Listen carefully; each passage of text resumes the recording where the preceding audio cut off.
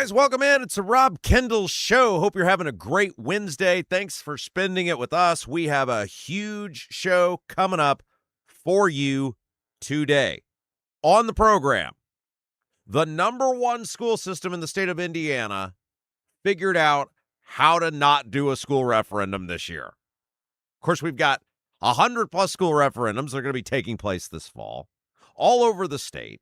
We told you guys last year this was going to happen. I told Braun right to his face it was going to happen if they put that Senate Bill 1 into law, if he signed it into law. He laughed at me. He said him and Micah were going to go knock on doors across the state of any school system that had a referendum. If you got a referendum in your community, you need to call the governor's office and the lieutenant governor's office and demand to know when they're going to get their walking shoes on to come help you defeat the school referendums.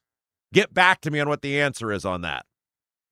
But the thing is, none of these, as bad as Senate Bill 1 is, none of these referendums are necessary. We shouldn't even have the ability to have a referendum because either we have a tax cap or we don't. Right? I remember in one of the first presidential debates Trump was a part of in 2015. In fact, it may have been the first one. You know, he had this idea on build the wall and crack down on illegal immigration. And they asked all the candidates that were on stage in the Republican primary about it. And when they got to him, he said something that always stuck with me. He said, either we have a country or we don't. Either we have a country or we don't. And if you have a country, you have borders. And borders need to matter. The same thing is true with the tax system in this state. Either you have a tax cap or you don't. And in this case, we claim that we do, but we really don't, because anytime a school system doesn't like whatever amount of money they're getting, they can just throw a referendum on the ballot. Every 2 years, anytime they don't like it. Hell, Carmel's going to be on their third referendum. Not like third time in a row, like third. Like 1, 2, 3 referendums simultaneously. And you've seen this with school systems all across the state, and now they've turbocharged it because they don't like Senate Bill 1. Look, I don't like Senate Bill 1 either. I think I got screwed as a homeowner. You know who got out good on it? The rich business guys. Because that's who always gets out good when it's the Indiana Republican Party in charge. The rich business guys. I don't like it either. I don't like the fact that my taxes went down a teensy bit. And as we've laid out to you numerous times, they'll go up big time over time. But the rich business guys, they got out great. Look, I don't like that. But it doesn't make it okay for the school systems to go out and raise taxes on people just because they don't like something. And so today, the number one school system in the state, Brownsburg, made a commitment. They said, we're going to be different from everybody else. We see all these other school systems that are just throwing these referendums on the ballot, essentially giving no regard to the financial impact on their taxpayers. We're going to be different. And the Brownsburg school system, statistically, I'm not just saying it's number one because I live there. Statistically, the number one school system in the state spent 6 months. It's work, right? We've said for a long time, good government is hard. That's why the government's so bad, because it's filled with lazy people. It's filled with super lazy, uncreative people that don't want to work. But Brownsburg made a commitment, said we're going to spend 6 months figuring this out. And through a mixture of cuts, millions of dollars in cuts, and creativity, working with other government entities, the number one school system in the state won't have a referendum this fall. Avon has one. I saw Bartholomew County's putting one on the ballot. You've got Southeastern has one. Noblesville has one. Fishers has, or Southeastern has one. Westfield has one. Carmel has one. Pick your favorite Central Indiana school district, especially growing population centers. They probably have one or are going to have one. Except for Plainfield. Those guys in Plainfield, they got more money than they know what to do with. But everybody else, left and right, you're seeing these school referendums either already previously have been approved or they're throwing them on the ballot this fall. Not necessary. I have said for years that the referendums a result of lazy, uncreative people, administrators, and school boards. And today, Shane Hacker, who's the assistant superintendent in Brownsburg, will join us to lay out how their school system spent 6 months putting the work in to avoid a referendum. I'll ask the question, and I ask this a lot, and nobody has an answer for me, despite other than what I just told you. How is it possible that the number one school system in the state, and by the way, they're good at everything, state championship football team, state championship wrestling squad, they win in the sectionals in basketball. How is this possible that a state-of-the-art school system, they've got 2 football fields, for crying out loud. They got 4 gymnasiums, field houses, whatever they call them now. Everything's great. I know. I live right by it. I see it every morning as I try to get to work. All the traffic, all the everything. How is it possible that the number one school system in the state, statistics, athletics, they do it all well. How is it possible that they can avoid a school referendum, but all these other school systems can't? The answer is they don't want to. And so hopefully today you will hear how a school system, and look, Brownsburg had to learn it the hard way. They lost a very, very, very bloody school referendum 11 years ago. You're welcome, taxpayers. But when we talk about your engagement against these school referendums, when we talk about them never being necessary, when we talk about how you've got to stand up for yourself, we'll show you how that works today. Government shouldn't be any different than the rest of us. Just because we don't like something the government does, we just can't take more money from other people. That's not how it works. And so we're going to lay out a success story for you today about how if there is a desire to not raise people's taxes, if there's a desire to make the government more accountable, if there's a desire to put taxpayers first, you can always do it. So stick around for that. Here in just a moment, speaking of lazy, uncreative people, we're going to talk about the Indianapolis City County Council and what they did last night, because they are now ground zero for lazy and uncreative. But first, let me tell you about our fabulous new sponsor here on the Rob Kendall Show, All American Dog Fence. Do you have a dog but don't want a fenced-in yard? Your HOA won't allow a fence? Worried about having to watch your furry friend every time you let him outside? Avoid the blazing hot summers and freezing cold winters with All American Dog Fence. All American Dog Fence is the cost-effective, easy-to-use, in-ground fence system to keep your dog secure and give you peace of mind every time they're outside. All American Dog Fence, locally owned. Jeff and Kelly, they're the owners. They have 3 dogs themselves. They believed in the product so much they bought the business. How about that for a testimonial? All American Dog Fence backs their Pet Stop products, designed and manufactured here in the United States with a lifetime warranty. Call or text All American Dog Fence at 317-862-6606. 317-862-6606. Or visit their website, allamericandogfence.com. And what a great deal. You guys mentioned, you heard All American Dog Fence on the Rob Kendall Show. You're going to get $200 off. What a deal. Just say, hey, heard about you guys on the Rob Kendall Show. Give me that free estimate, and you'll get $200 off. What a deal. allamericandogfence.com.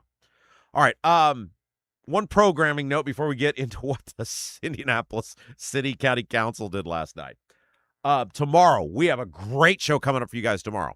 So over the last couple days, I have interviewed one pledged delegate for each candidate, Republican candidate for Secretary of State. So you got Jamie Rittenauer, you've got Max Engling, you've got David Shelton, you've got Diego Morales. And I spent about 10 minutes interviewing one pledged delegate, a person who will enter that convention publicly saying, I'm voting for this person on the first ballot. And I have now obviously done all the interviews. They're fascinating. One of the things I love about this show, guys, and I know there's some people in the media who think an all local podcast, kind of goofy, kind of silly, don't really understand what you're doing. The reason we do what we do, and I love what we're doing now more than ever before, is we can do things that other people can't. We have the freedom, we have the flexibility to give you programming you won't get anywhere else.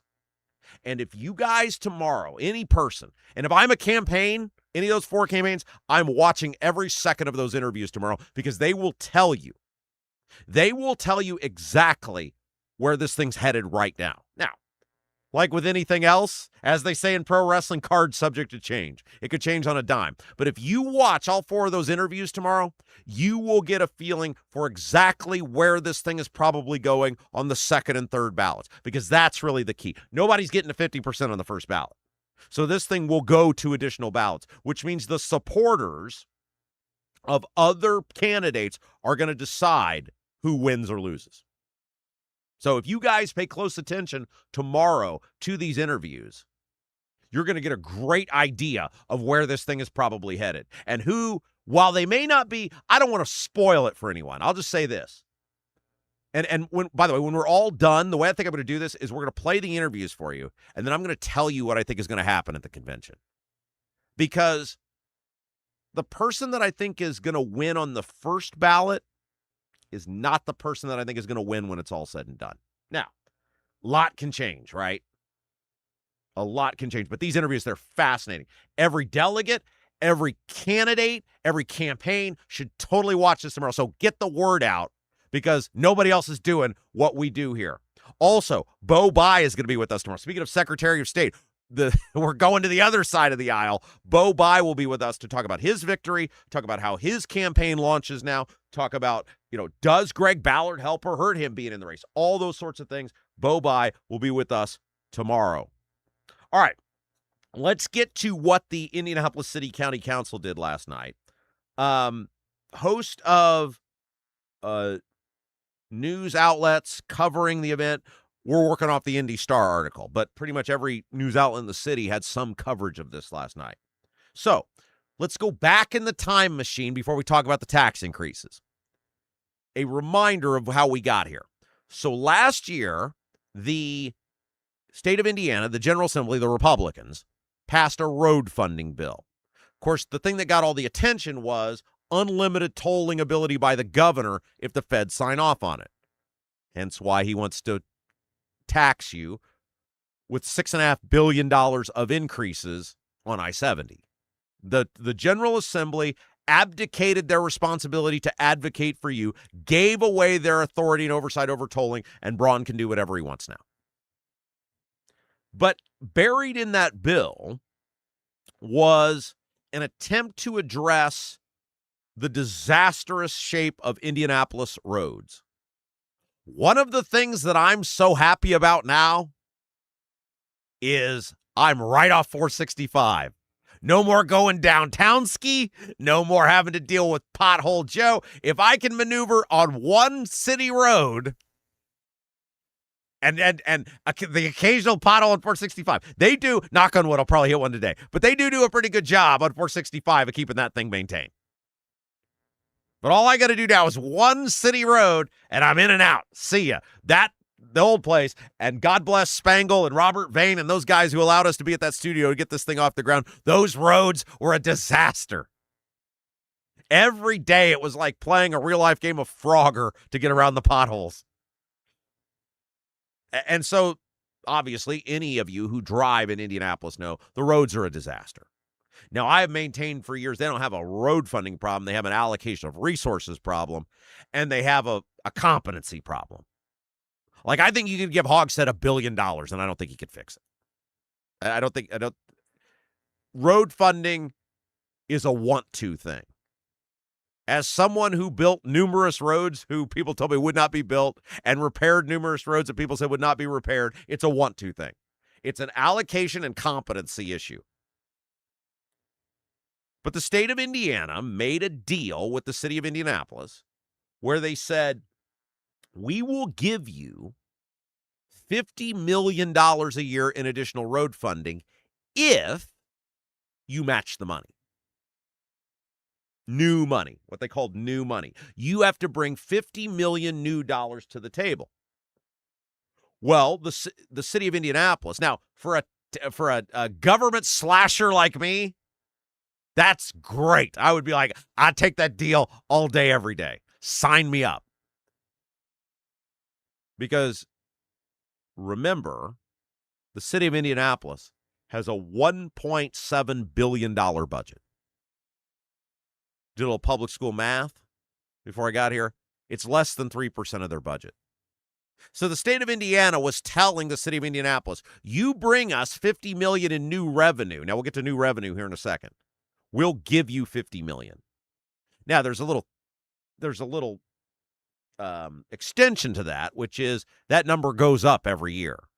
Eventually, it becomes $100 million to get the $50 million match. But year one, at $50 million, if you got somebody who knows what they're doing, fixes a lot of potholes.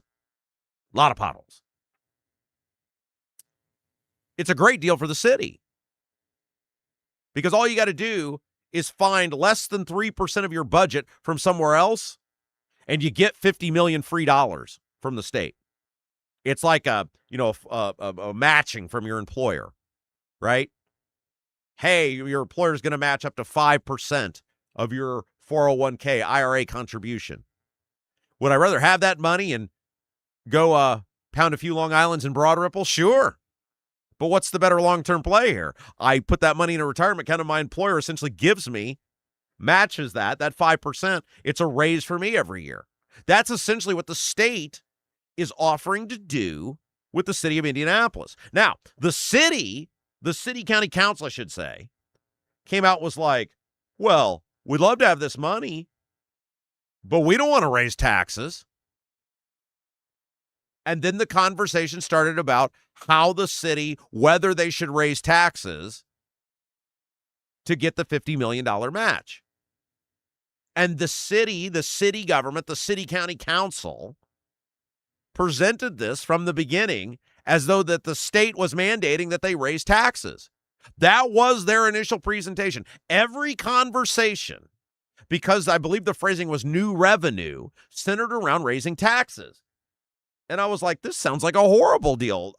Shame on the Republicans in the General Assembly.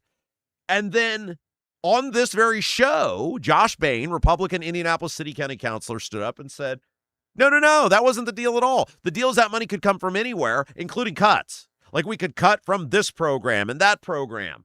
And we could take that $50 million that we're irresponsibly spending somewhere else and use it for the roads and get the match. And the state of Indiana stepped in, key lawmakers who were part of it, and said, that's absolutely correct. We did not mandate that anybody raise taxes. And everybody was like, well, great. They don't have to raise taxes. And then last night, the Democrats on the city county council were like, well, we're raising taxes anyway. But they just said you don't have to, which is what you said. Because initially the Democrats were like, well, it sucks. The state said we have to raise the taxes. Didn't, like, steal a line from Judge Smales and Caddyshack. Didn't want to do it. Felt I owed it to him. And then the state was like, no, you don't have to raise taxes. Just cut and you can use that money. And then the Democrats last night were like, now we're raising taxes anyway.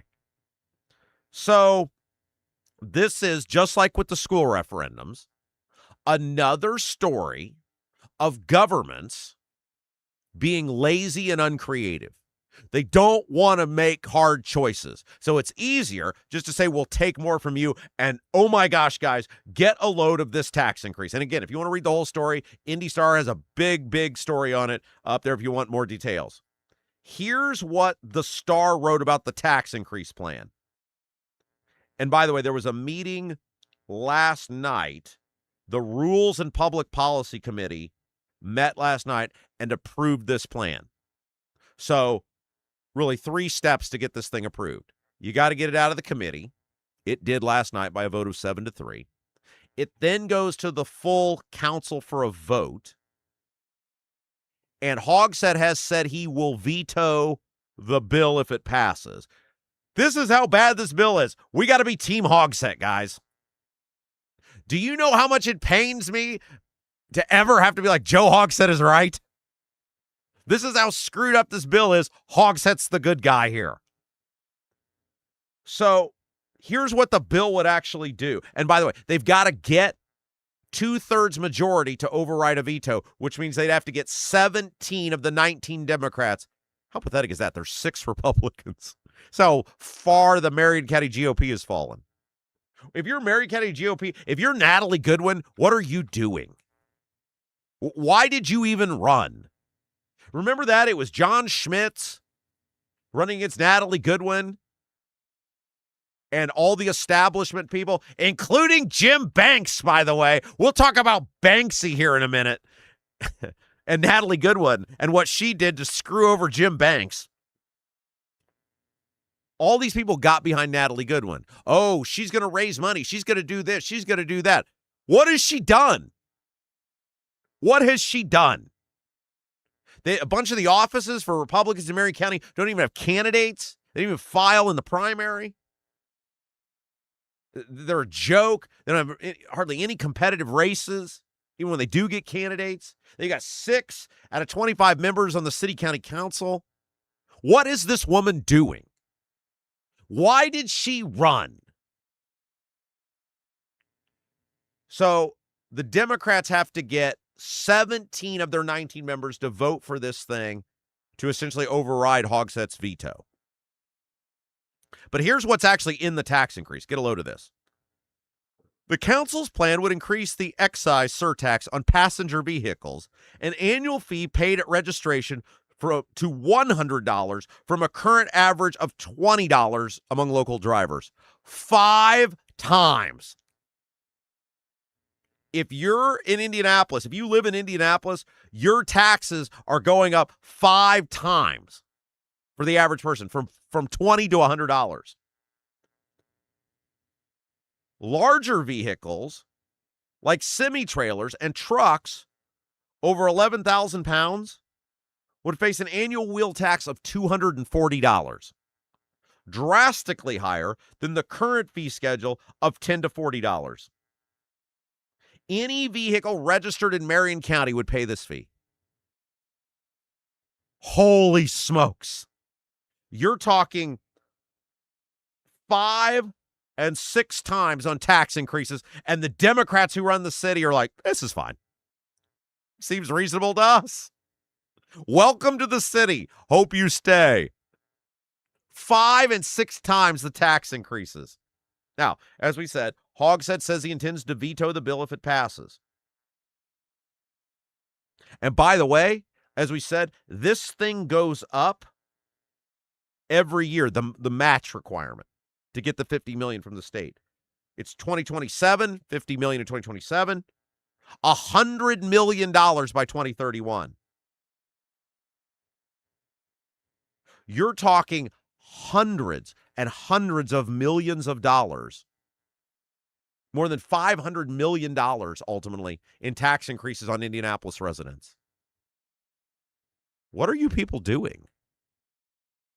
You can't find $50 million in a $1.7 billion budget? Now, their excuse is, hey, it's going to fix the roads. Does anyone actually believe it'll fix the roads? Does anyone actually believe, based on what you've seen, the track record of the past 10 years in this city, that the roads aren't going to get any better? Hey, say what you want about Ballard, because a lot of people now obviously talking about Greg Ballard. We'll get to him here in a little bit. About his time as mayor. Here's what I know about as a non-Indianapolis resident who came to Indianapolis somewhat frequently. Crime was pretty under control, especially by today's standards, and the roads were pretty good, especially by today's standards. And I didn't have the stupid bus lanes, which made it a lot easier to drive around. Jeez Louise. Quote, if you live in this county, you're paying for the cost of crumbling infrastructure, said Councilor Andy Nielsen. Every time you pop a tire, every time you bend a rim, every time you get your suspension addressed, or you have to get your car realigned, you're paying for that one way or another. Our plan, instead of accepting that as a reality, takes a proactive approach that ensures we're actually fixing the infrastructure that our constituents are using. No, you're stealing money from residents. That's his version of fixing, is taking money. So, hey, maybe you won't pop a rim, bend a rim, maybe you won't pop a tire, but you're going to pay $80 more for that insurance. Hey, Andy, amigo, Are you willing to make a deal with the people that if they bend a rim or pop a tire, that they'll get their money back? Is that because that's what insurance is, right? To cover you in case of a catastrophe. So if I'm a Marion County resident and I pay $80 more and I pop a tire, bend a rim, do I get my money back? I bet he won't make that deal. I bet he won't make that deal. Again, it's nothing but a lack of creativity, a lack of willingness to roll up their sleeves, to think hard, do what's right for the voter, for the taxpayer. But look, you get the government you deserve.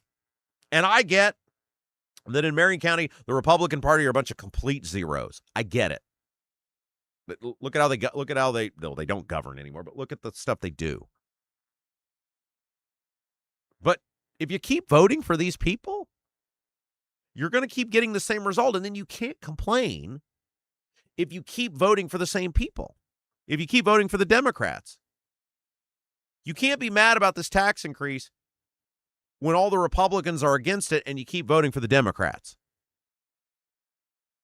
I'm the last person to, in some blanket statement, defend the Republican Party, but in this case, you know what these people are. You know what they do. You know how they operate. And, oh, by the way, we got a mention at the Indianapolis City County Council recently. Jesse Brown, our pal.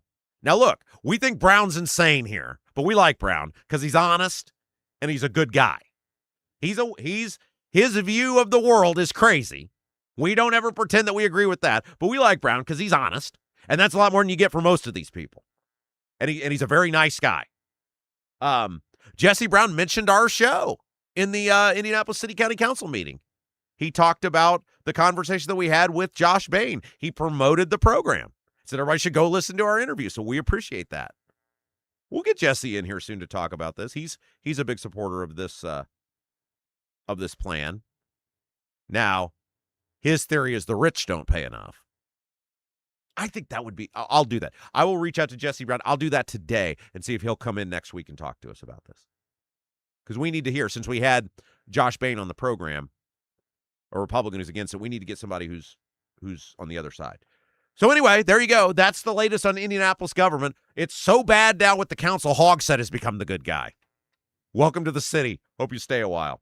Hey, Father's Day is Sunday, guys. You got like 4 days to figure out what to do for Dad. Why don't you do something different? And it doesn't involve you having to go out and buy something. You don't have to wrap it up. You don't have to fake it. I'm horrible at rapping, by the way. I'm the world's worst rapper. W-R-A-P-P-E-R. I'm a great R-A-P-P-E-R. But the Honeysuckle Hill Bistro wants to take care of it for you. Located on the water in beautiful Brazil. Scenic view, outdoor seating. The Honeysuckle Hill Bistro has the Father's Day brunch buffet. Every Sunday, Honeysuckle Hill Bistro does a fabulous brunch buffet. And the Father's Day brunch buffet this year, it's freaking awesome. Get a load of this menu, guys. Fried Atlantic cod, pork burger sliders, pasta salad, corn on the cob, kick and baked beans, Dolly's potato salad, peach cobbler a la mode, and a non-alcoholic drink. It's all included. You get that great outdoor seating, great atmosphere. The service is incredible. I know many of you have been out there over the past couple of weeks raving about Jody and Andy, who own the place. As we said, it's So Hoosier Hospitality. The restaurant is literally in their house. They turn their house into a restaurant. That's how much they love having people over. But you got to reserve a spot for the brunch because it fills up quick every year. 812-443-3003. 812-443-3003. You won't be disappointed. The service is great. The food is awesome. The view, the waterfront view is amazing. Reserve your spot today. 812-443-3003. Honeysuckle Hill Bistro and Cottage in Brazil. All right, let's take a break.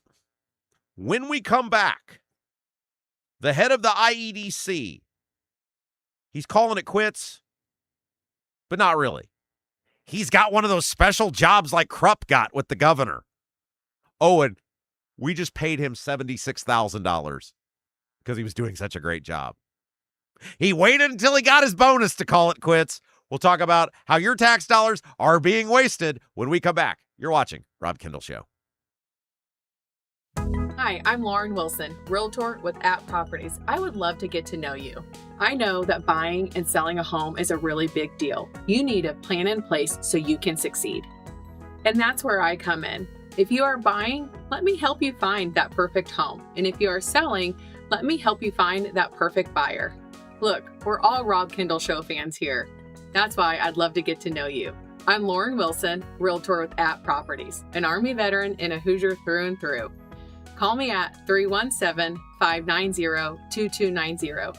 317-590-2290. Do you have a dog but don't have a fenced-in yard? Your HOA won't allow a fence?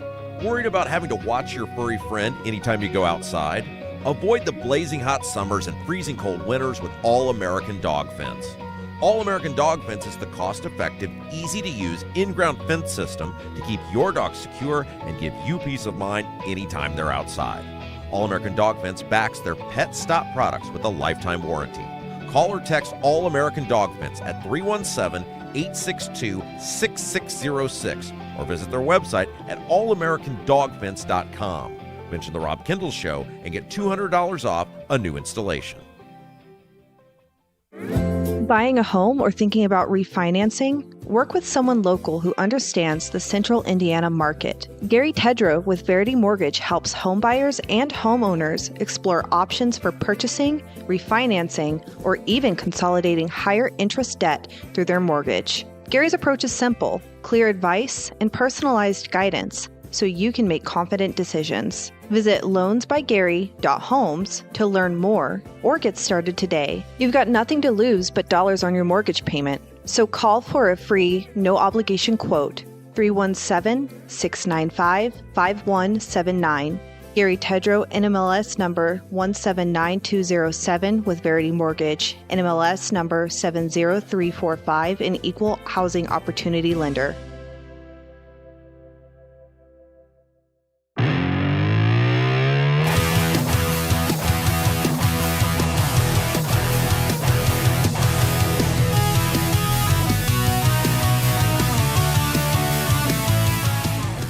Hey guys, welcome back. It's the Rob Kendall Show. Thanks for joining us. Here in just a moment, we're going to tell you about how much of your tax money you gave to a guy who just called it quits. Well then, oh yeah, the golf picks. Yes, thank you, Jason. We will do the golf. This is so weird. Many of you last night were like, who are you betting on for the U.S. Open? Because you guys know, look, I'm not a great sports bettor. I'm pretty good at golf. I watch a ton of golf. And there are often some very flawed odds in golf, like that can be in your favor. So I will tell you guys later who I'm betting on at the U.S. Open by your request. And coming up here in just a moment, we're going to talk about this high-ranking state government official who we just paid a whole bunch of money to, and then he's like, thanks for the money. See you later. I'll tell you about that in just a moment. A couple of housekeeping items. First of all, if you haven't done so yet, give us that little thumbs up button there on YouTube. If you're watching us live or on demand on YouTube, hit that little thumbs up button. Really helps us out. Really helps us grow the program. If you're new, welcome. We have all sorts of new people always coming in. We have a three-step process, a three-step plan that will help us grow this program dedicated to Indiana news and politics and government. And by the way, if you're new, welcome. Our slogan here, we hate all these people equally. When it comes to the politicians, we're not on the Republican side. We're not on the Democrat side. We're on your side. You, the taxpayer. That's whose side we're on. Three-step process. We call it like, share, and subscribe. Number one, like the feed. Give us that thumbs up. Number two, subscribe to the program. Whether you're on YouTube, you're on Apple, you're on Spotify, you're on iHeart, wherever you're consuming the program from, live or on demand, subscribe to the channel. And the third part of that, the share, if you're on Facebook, if you're on Twitter, if you're on any sort of social media, hell, LinkedIn would work too. Put our feed out there. Let people know about us. All the growth we have, all the incredible growth we've had through our first 15 weeks, it's all organic. It's all thanks to you. Like, share, and subscribe. That's how we grow the program. Couple of other things. Coming up, June the 27th, we're a week and a half away, guys. Live show. Mad Hatter Comedy Club Event Center in Greenwood. Live show, celebration, dedication to you, the fabulous listeners, fabulous viewers of this program who have helped us grow. It has been an amazing first 15 weeks. It's our way to say thank you to you guys. I know many of you built friendships, you built a community here, and we wanted to give back and bring everybody together. It's a small, intimate, fun evening together. We're going to laugh. We're going to roast some politicians. We're going to have a great time. Get your tickets now. A great way to support the show and have a fun evening yourself. We still got a few tickets left. So the seating's going to be a little different than it was the last time. Not as big a setup as we had the last time. And we knew that, and we wanted to do that when we started. So get your tickets now, the few tickets that are left. The link is up at robkendallshow.com. robkendallshow.com, top of the page. There's the link. Get your tickets. Come hang out with us. Celebrate with your friends. Let's have a good evening together. We try to make those tickets super affordable. We think you'll have a good time. And then last, on the housekeeping items, speaking of robkendallshow.com, we've got the support button. If you like what we do, if you want to support great local content, Indiana news, politics, and government, and keep it rolling, that's a great way to do it. Whether it's $1, $10, $10,000, or all points in between, we accept it. Support button. Help us grow the show. robkendallshow.com. Link up at the top of the page. All right. I did want to make this announcement, and then we'll get into how much money we paid out to a guy who was just like, I'm out of here in state government.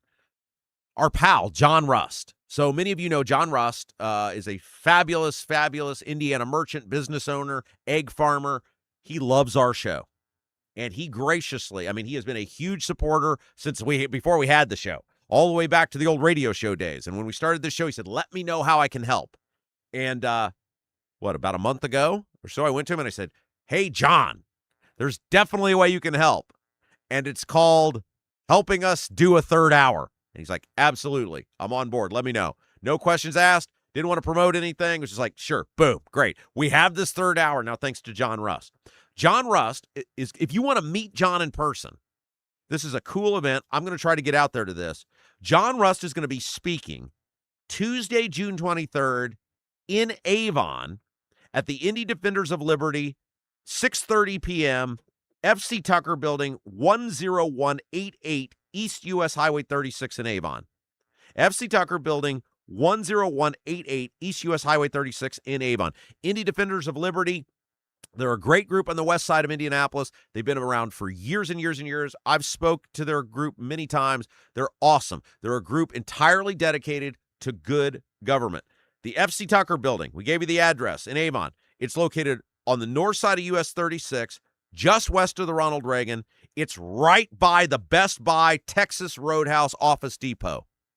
And so you can go Tuesday, June 23rd, 6:30 p.m. John Rust, huge supporter of this program, will be the featured speaker. John's going to be talking about America's founding, qualities that have made America exceptional, and ways to advance these principles today.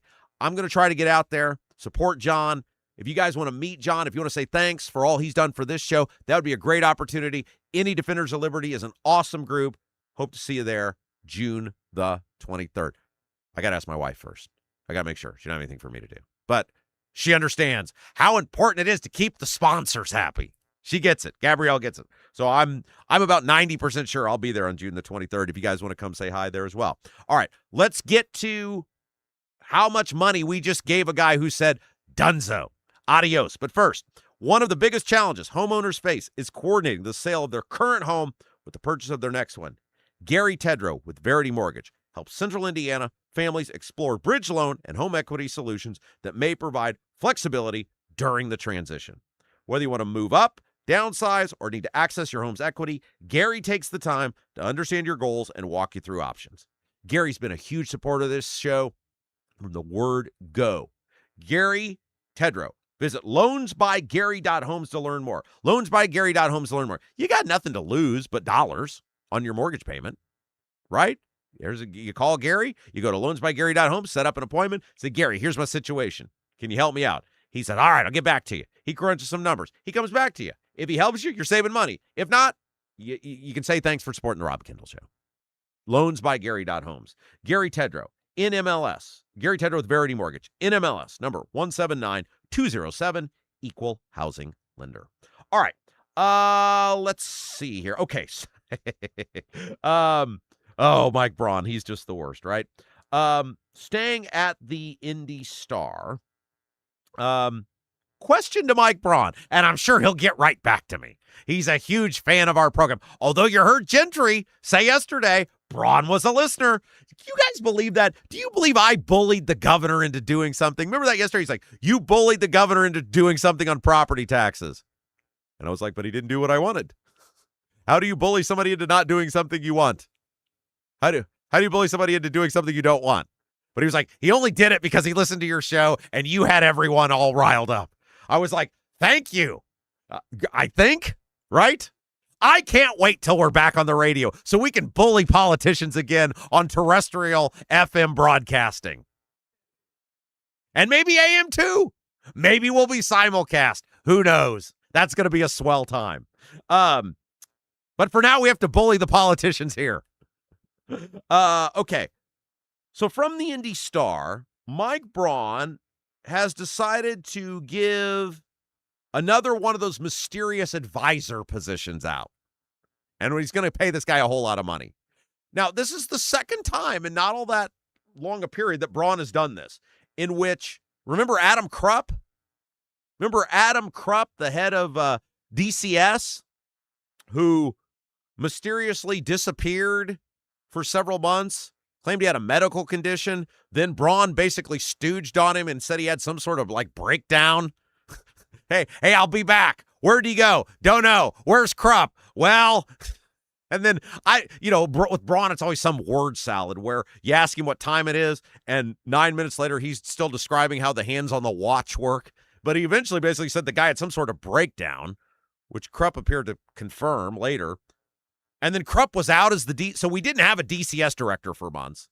And then Krupp said, okay, I'm coming back, except he didn't come back as DCS director. He came back as some sort of special mysterious advisor for a job that wasn't posted, and they can't tell you what he does. Remember Kara Kinney was digging into that over at RTV6, and they couldn't give a clear answer on what the guy does, except he's still making like $210,000 a year plus bennies. Oh, and then they hired somebody to be the new DCS director, so we ended up paying like $50,000 more to that person. Yeah, there's another one of these mysterious special advisors now. Get a load of this. The Indiana Secretary of Commerce, named David Adams, will be leaving his role as Secretary of Commerce, a.k.a. the guy who oversees the IEDC. That's what that really means. This is the head honcho with the IEDC. He's going to leave his role June the 30th and become a senior advisor to Governor Braun. Specifically, the $1 billion economic development initiative that Braun pledged earlier this year. Remember, he's like, I'm going to spend $1 billion. Okay, first of all, last year, Braun was like, the IEDC's totally corrupt, and I got to spend $800,000 of your money to audit it. He didn't use the term totally corrupt. I did, based on the fact that Braun felt they were bad enough. He had to spend $800,000 of public money to audit the corporation. And then remember, Braun's like, I'm making all these changes. And then we were like, but they keep doing the same stuff. Yeah, but I made all the changes. And then we're like, but they keep giving money to the data centers, and it's just new people doing the same stuff. Yeah, but I made all the changes. It's great. Don't you love the new IEDC? One of these things Braun has come out with, even though the IEDC was so bad we had to spend $800,000 to audit them, is he's going to spend $1 billion, $1 billion of our money on the life science initiatives. Now, multiple people, and he's going to create 100,000 jobs, I think he said, out of this initiative. Now, multiple people have reviewed this, independent people, and they're like, he's full of crap. He's like, there haven't been 100,000 life science jobs in the history of life sciences. He ain't going to do it in 10 years. Now, we've told you for years that the IEDC is a glorified, a legalized money laundering operation in which the IEDC does stuff that other government entities can't do, and that if regular people did them, they'd probably call it money laundering, and you might go to prison. The IEDC does it, and it's all within the rules of the game because they write the rules of the game, right? So this guy has been the head of the IEDC, David Adams. He's quitting his job as the head of the Secretary of Commerce, a.k.a. the head of the IEDC. And he's going to get $90,000 as a job for the remainder of the year to oversee this $1 billion economic life sciences initiative. This is the exact same thing, basically, that Braun did with Krupp. I'm leaving my job. I've disappeared from my job. Hey, now I'm back. What are you now? I'm an advisor. What do you do? Don't know. I oversee stuff. What do you oversee? This initiative. What does that mean? Don't know. I just know it pays $90,000. The governor's office said that, according to the IBJ, he'll serve in the new role until the end of the year, the governor's office said in a press release. This is according to the IBJ. Gaylor Electric CEO Chuck Goodrich, who unsuccessfully ran against U.S. Representative Victoria Sparks in the 5th Congressional District primary, is taking over, according to the IBJ. Why do we keep hiring losers? That's all we hire. These people run, they lose, we hire them. Jennifer Ruth Green, Chuck Goodrich, Krupp. Hell, I'm sure I'm missing someone. Oh, Fred Glenn, who runs Okra. If you lose, the public has weighed in on you. They've said your services are not required. Right? Thank you for applying for this position. Your services are not required. Sort of like when I sent that resume back to IBC. I'm assuming the lack of contact and seeing some of the people that have been on there. No, I didn't even get a response. Now, I was told internally by people in the building they did receive the response. It was a topic of conversation. But not even a no thank you. Probably. They probably got mad when under skills I listed that I elevate. So for those of you who don't know, I reapplied for my old job at IBC because they posted it. It was a serious application. I don't think I'm getting serious consideration. But I said, hey, if the job's going to be posted, and I still to this day have no idea why I was let go. None. Somebody asked me that yesterday. They asked me to speak at an event, and they were like, so I don't want to intrude into your business, but what was the story there? I don't know. I don't know to this day. If you know, call me. Email me, rob@robkendallshow.com, at RobMKendall on Twitter. But I did. I sent in a serious application. I think they might have got mad when I said I elevate all coworkers regardless of talent or lack of talk radio experience, which was a true skill that I have. Look at all the people I had to work with, and we were number one. Anyway, I don't even remember how I got on that. There's so many things going on in my brain right here. Point is, if you... I say your services are not required. Services are not required, which I think is what they're telling me by the lack of response. Yeah. That's what I'm saying.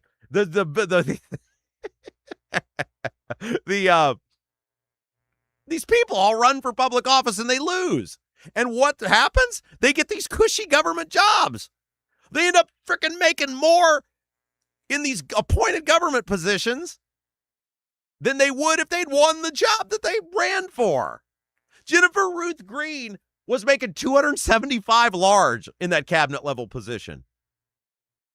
I'm all for anybody running who wants to run. We can't all be forever undefeated like me. But come on. This guy? Come on. Can't we get new people? Can't we get someone different? Can't we get someone who hasn't been there? Like somebody outside the box? So Chuck Goodrich is going to take over the position. But now we get to the interesting part of the story. What's that? It's the Secretary of Commerce, head of the IEDC. Now, look, Goodrich is a rich guy. He owns that electric company. He's made a lot of money. I kind of want a normal guy in this position for once, because all we get are Bond villains. All we get are these guys who look like Bond villains. Remember Brad Chambers? Brad Chambers, the the guy that was the head of the IEDC, and he ran for governor, and he's on stage with Suzanne Crouch and Curtis. Well, no, they didn't let Curtis. I don't think they let Curtis up there because he didn't make the polling. That's right. It was Curtis and Rittenauer they didn't let up there because I had to debate Rittenauer on the radio show because they didn't meet the polling. I offered to Curtis, and he didn't take me up on it. And I like Curtis. He's a nice guy. But it was Braun and Chambers and Crouch. Who's the other loser that I'm forgetting? Oh, Doden. Is there somebody else I'm missing? I don't know. Anyway, and Chambers is up there, and I said this at the time on the show. It's like, this guy looks like straight out of a Bond movie. Like he could have been in the Dr. Evil role. Anyway, it's always these connected people. How about we have an outsider, like a regular dude for once? Like, how about we have a regular guy run the IEDC? Somebody who's not about, like, I'm the most connected businessman. How about somebody who's like, I'm just going to slash this wholly corrupt, totally rotten, unethical organization to its core? How about that? Anyway, here's where this gets interesting. So Adams, the guy who's leaving, David Adams, he was appointed by Braun last year to be the head of this organization. And he's leaving he's leaving soon, right? He's going to go be Braun's special advisor. But in March, according to the Star, the Commerce Secretary was awarded a $75,000 performance bonus, the highest bonus of any state employee issued between January and April. Adams' salary on top of this was $257,000. What is the IEDC doing that would possibly warrant a $257,000 salary? And what did they possibly do that warrants a $75,000 bonus? All these people do is give out money. It's like being Santa Claus. Oh, here. You're going to bring in how many foreign workers? Oh, here's money.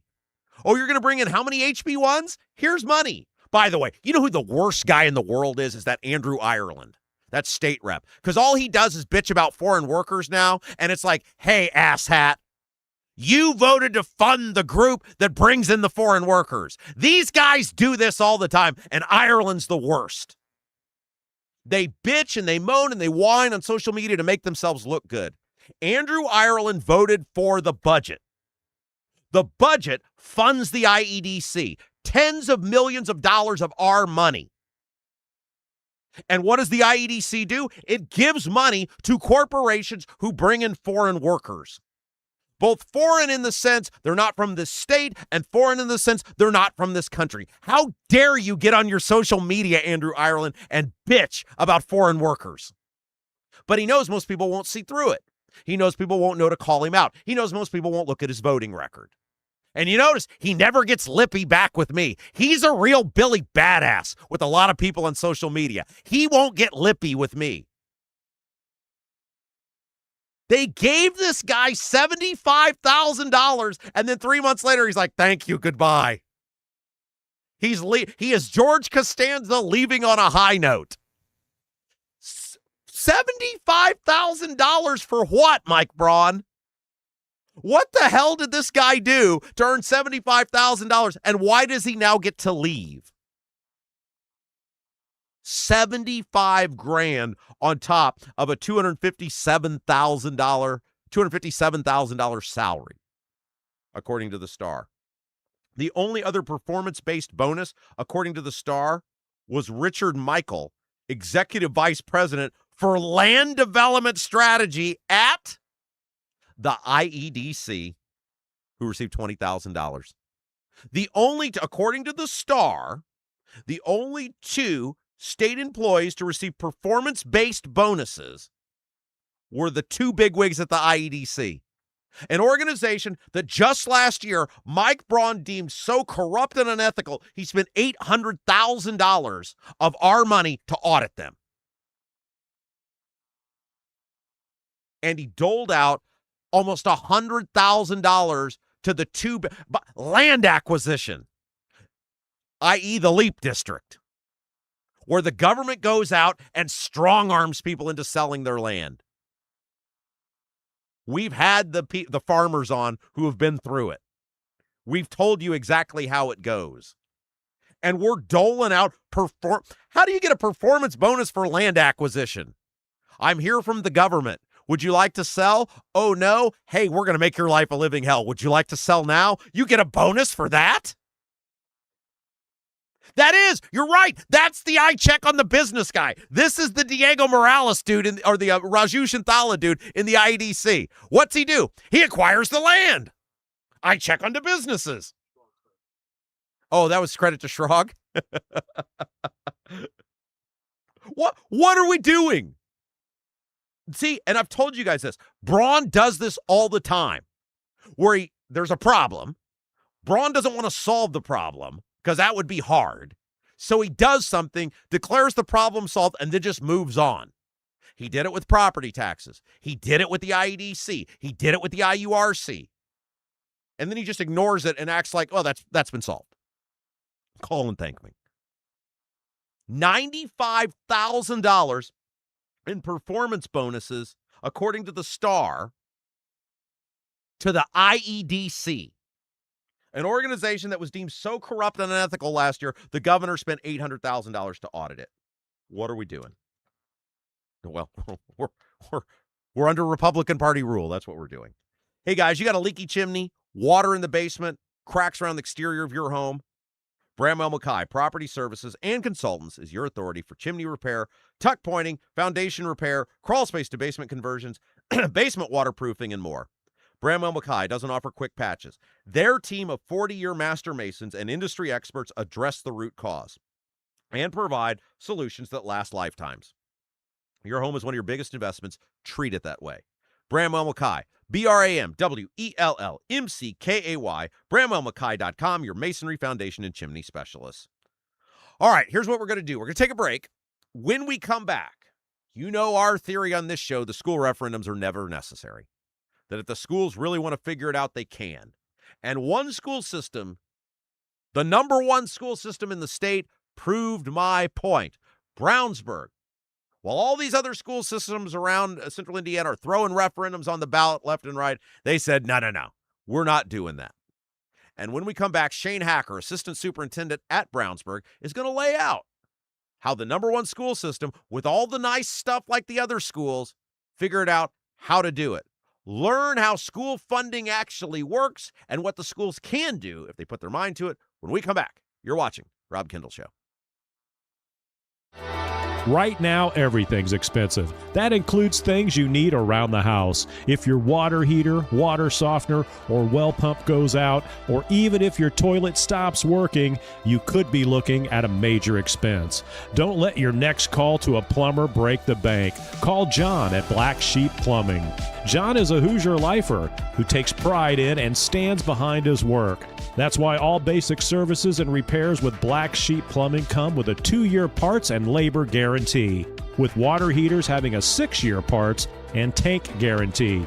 Call or text Black Sheep Plumbing for all your needs today and speak directly with John, the owner. 765-315-7558. That's Black Sheep Plumbing at 765-315-7558. Did you know Honeysuckle Hill in Brazil offers more than just a fabulous made-from-scratch meal at the bistro? It also has an adjoining cottage, great for a perfect, relaxing weekend away with a scenic waterfront view. The cottage offers 3 bedrooms, 2 baths with spa-like tile showers, full kitchen, living room with fireplace, laundry facilities, and a full deck overlooking the lake. And Andy, one of the owners, delivers breakfast in a picnic basket at 8:30 each morning. Plan the perfect weekend away at the scenic Honeysuckle Hill property on the water in beautiful Brazil. Book today by visiting their website at honeysucklehillb.com.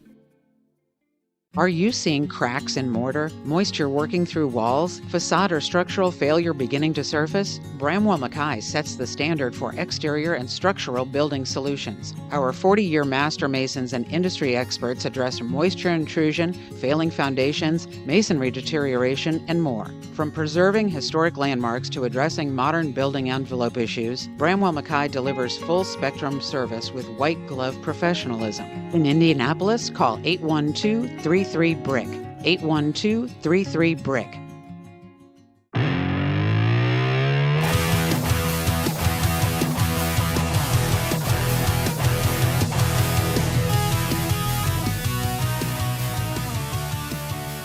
Hey, welcome back. It's the Rob Kendall Show. School funding, it's screwed up beyond belief. We're going to explain how the number one school system in the state of Indiana has been punished and how they made it work without a school referendum. Joined in studio by Shane Hacker. He is the assistant superintendent at Brownsburg Schools. Shane, hello. Hello. Thank you for having me. People are like saying a Brownsburg superintendent is here. Like, did you have express written permission to come hang out? I did, yes. And so I checked with all the powers that be. But no, appreciate, obviously you're a community member, and we've had a good working relationship and happy to join you today. So let's start with school funding to begin with. Okay. Like, if I were on a scale of 1 to 10, 10 is the most screwed up, 1 is it works great. From your perspective, now I'm not saying about like we want more money or there's not enough I'm saying like the actual way they distribute dollars. 10's the most screwed up, 1's it works great. Where we at? Yeah. I would hate to say that it's on either end of that because I feel like it could always get better or worse. But I think we're on the 8 side of how I think difficult it can be to because they're trying to what is frustrating is trying to use a model across all state schools when we're all so unique and different in our tax base, in the student population, the needs of the community. And so they're trying to use a uniform model for that. And I just don't think that works well. You guys, Brownsburg, statistically number one school district in the state by most standards, but you guys laid out pretty well, I thought, during the community meetings, how you are punished for your success. Tell us about that. Absolutely. So, obviously from an education fund standpoint, which is, the money that comes in from the state dollars, that is based on your student enrollment. Obviously the more students you have and let's call it the demographics sometimes impact that. So, but oftentimes, especially where I feel like that we are punished for proper use of those dollars and our success is some additional grants and things that might be available so we can apply. And oftentimes we find that we don't receive those. Somebody's getting the money. Somebody's getting it. Yeah, it's just not you guys. It's just not us. And so while the funding formula for students is fairly consistent throughout from all sides, from all schools, with the additional dollars that come to assist students that might need additional resources, I do feel like that we are penalized because of the success. And I get it. I mean, you look at us and say, if you had to make a decision on where the problems are, we are being successful. But that's not fair to our students who need those additional resources. So can you this is very complex, but I thought you guys were ground zero for how stupid the whole thing is and maybe you can explain this in 2 minutes or less. It's you're a talented guy. I believe in you. All right. Do my best. You had excess money. The school system did. And you simply went to the state and said, we have plenty of money. It's just where you forced us to spend the money. Sure. May we take this excess money and move it over, and then we don't have to ask anybody for more money. And they said, go fly a kite. Yeah. So that would be obviously the main funds of school funding in a quick snapshot. Education fund, that is money from the state. That is to basically educate the kids. Then you have the operations fund, and that's exactly what it sounds like. It's to run your transportation department. It's to run your custodial, your maintenance, anything to operate the school district is the operations fund. And then you have the debt service fund. And so while there is flexibility, we have more flexibility than we used to after 2019 with moving funds around. The one fund that really hasn't been able to do that is debt. And I get that, right? Debt is a very protected fund. But you can carry cash balance in the debt service fund, and most schools do to some extent. And just for additional layer of protection, not a lot. And there is state statute that talks about the amount of debt that you're going to pay each year. That determines the amount of cash balance you can keep in your debt service. Okay, so for Brownsburg Schools, from 2019 through 2024, we were able to utilize some of the cash balance and debt service and move it over into our operations fund to help offset the circuit breaker. Not asking for any more money, just That's simply correct. saying it's like you think of your bank account, right? Or your family's finances. That's correct. We need money for the checking. We have it in the savings. We move it over. We move it over. And there's, we would look at that. We wouldn't necessarily max out the cash balance every year because we take a look at our tax rate, right? So we would take a look at some cash balance. We look at the tax rate and say, all right, we don't want to raise the tax rate, we want to lower it. So this is about what we feel like that we feel comfortable keeping in cash balance. And then again, just like you said, if that's in a savings account, we can move that over to our checking. And we were able to do that through a very a process. We had to fill out an application, and we had to meet certain criteria, and we got a waiver to do that. Well, which makes sense because you're saying, look, we don't want any more money from people. That's right. We don't want to raise our tax rate. We certainly don't want to do a referendum. Just let us move the money over. That's correct. That's all we were asking for. So we were able to do that until 2024. Then I think it was House Bill 1454 in 2023 really took our ability to do that away. And it was tied to if you have to take out additional debt, but that really wasn't an option for us because we were in the middle of a construction project. So, those things happen. So they said you no longer can take the money that's sitting there in your debt service fund, not being utilized for anything else, and it's got to stay there. And so that was really frustrating because that was about $3.5 million that we could have taken and shifted over in our operations fund, which quite honestly would have kept us from coming to the townships to our ask for the TIF, and I'm sure we'll get into that later. But if we could have just taken that money and moved it back into operations like we were, and still lowering our tax rate, it's money sitting there, and we went to multiple different legislators, but ultimately it came back as we don't have an appetite for that, and that was very frustrating on our end because ultimately our staff and students are the ones that hurt. Shane Hacker's our guest. He's the assistant superintendent at Brownsburg for Brownsburg Schools. Like hundreds and hundreds of people in your community sent messages to these lawmakers. That's exactly right. And some of them sent canned responses, some of them sent actual responses, but they never gave a reason. Yeah. Like, to me, it makes zero sense if our goal is to keep property taxes low, which I don't think it is anymore, but if their espoused goal is to keep them low, and you're like, hey, no more money needed, just let us do what people do in their daily finances every day, which is move money to appropriate funds. Did they ever give you a reason why Sure. no? They, probably the biggest reason that we received is they feel like that is causing us to levy for additional dollars in order for us to keep money in the debt service and cash balance. That means we're asking for more than we need. And so, and again, what I argue back is that, listen, there has to be some added layer of protection here with things that pop up. And so allowing us to carry a debt service balance is something that's in state statute, and it's very regulated now, right? There's a formula that says you can't hold more than this. So if you're going to allow us to do that, then why not allow us to move the funds because we already have them? And in fact, what's frustrating about the whole thing is, again, we've been able to lower the tax rate and do that all along. And so, but they have something in their mind that says us keeping more cash balance and debt service means that we are inflating the tax rate. And while there is some truth to that, for us, it's not necessarily an inflated, but it's a layer of protection.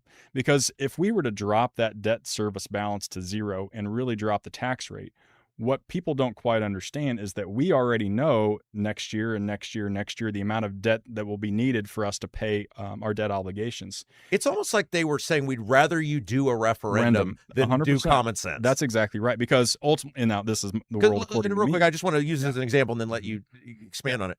It's like if you say I need to do a car repair or whatever, and you're like, I have the money in my savings. And the state's essentially saying, no, you got to go take out a line of credit or an equity loan. But you're like, but I have the money right here. That's right. No, you got to take out this. It's almost like they were begging you to do a referendum. And there, world according to Shane here, there is a part of me that says if the legislation is from the decisions they're making, right, is we are putting things in place to lower property taxes. And so by doing this, they can say they've done everything in their power. And if schools then decide to ask for referendum, you're the bad guy. That's the local. Yeah. So it wasn't us. It's the local decision. It's the voters, and that's what they wanted. And so, it's that there is some frustration in that. Okay, so you came to me. We met in a dark room. It was like I was worried I was going to be like, leave the gun, take the cannoli. Yeah. And last fall you said, hey, we got some problems. We don't want to do a referendum. Every other school district in the state, certainly in central Indiana, Noblesville, Southeastern, Westfield, those dirty, rotten people to the south in Avon, they're all like, referendum, boom, up. You guys, from the beginning, said we're committed to do everything not to seek a referendum. Why are you different from everybody else? It's a great question. First of all, I think that when it comes to, we are still a tight-knit community. That's the one thing that I really love about working in Brownsburg is, while we have the large access to all the things that a large school would have. I do think that we've tried to keep that small community feel. I was in Brownsburg in 2015, not in this position when we went to the referendum last time, and it was very divisive. Yeah. Right. So, and quite honestly, the divisiveness of the opposition that continues. It's for many different scenarios that might pop up might be controversial, right? So it becomes people showing up to board meetings, and it's because they're still frustrated based on you coming back for a referendum. And so we really want to avoid that. It was painful the first time around. Not that we are completely, not that we wouldn't, because it's our job to try to do everything in our power to do what we feel like is best for our staff and students. But we just didn't feel like that we were quite ready. And so we didn't think, while this decision was made from a legislative standpoint in a very quick fashion, we didn't feel that we could come to the community and say, we've done everything in our power to try to avoid one. And until we can say that, we're going to leave a referendum off the table.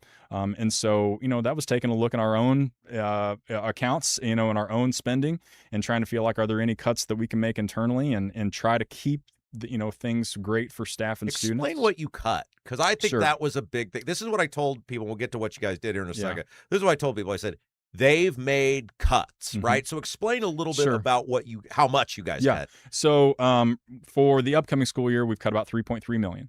And ultimately, the first round of cuts started with administrators. And so, Sorry.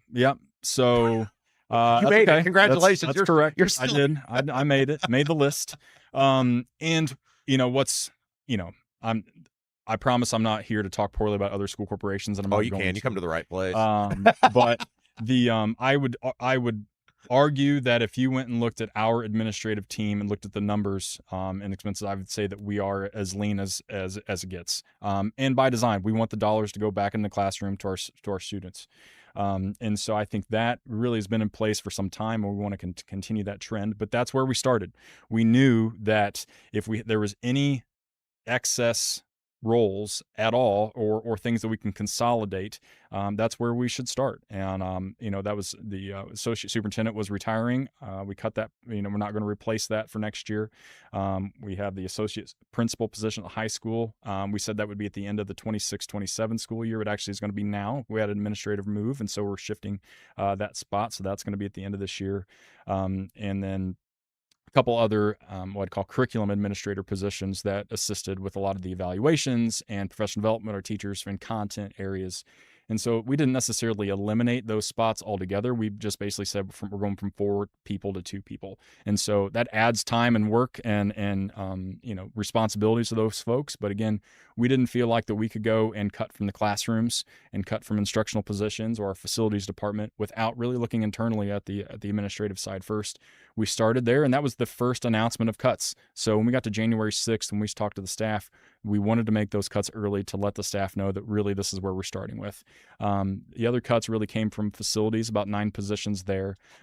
We cut our several instructional positions, from an aid standpoint, non-teaching positions. It's unfortunate. Again, we consolidated the programs. We cut building treasurers in half. And so really ultimately about 49 different positions, including some certified positions just from non-replacement. So we didn't go to a teacher and say, you no longer have a job here. Just as somebody retired or resigned, we just didn't backfill those positions. And so we're up to about 49 positions at this point for next year. Okay, so you make your cuts. You've gone to the state. They're still going to help you. You said, look, we're short on where we want to be. We don't want to do a referendum.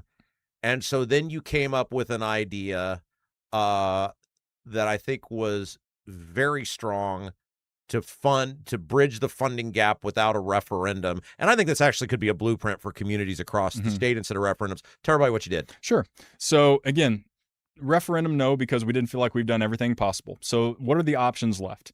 And so a lot of that is going to our local community, right? The town of Brownsburg, they have a healthy TIF cash balance, and there are 2 options that a town council and a redevelopment commission can utilize to help their local school district, and that would either be through assessed value pass-through, which that's been nothing over the last several years. So real quick, when you're talking TIF, you're talking the tax increment finance district. Yes. We've talked about it on the show before. Yep. It's these specialized areas in which it's a business area But all the tax revenue is collected in that area and it goes for infrastructure. Right. Yep. So, and again, that's assessed value that without the TIF would go to all taxing units, but it's being held in a different spot. So, and that, so the assessed value, we really didn't need capacity and debt at this point in time. And so that's not necessarily the option, but the second option was called the program-based request.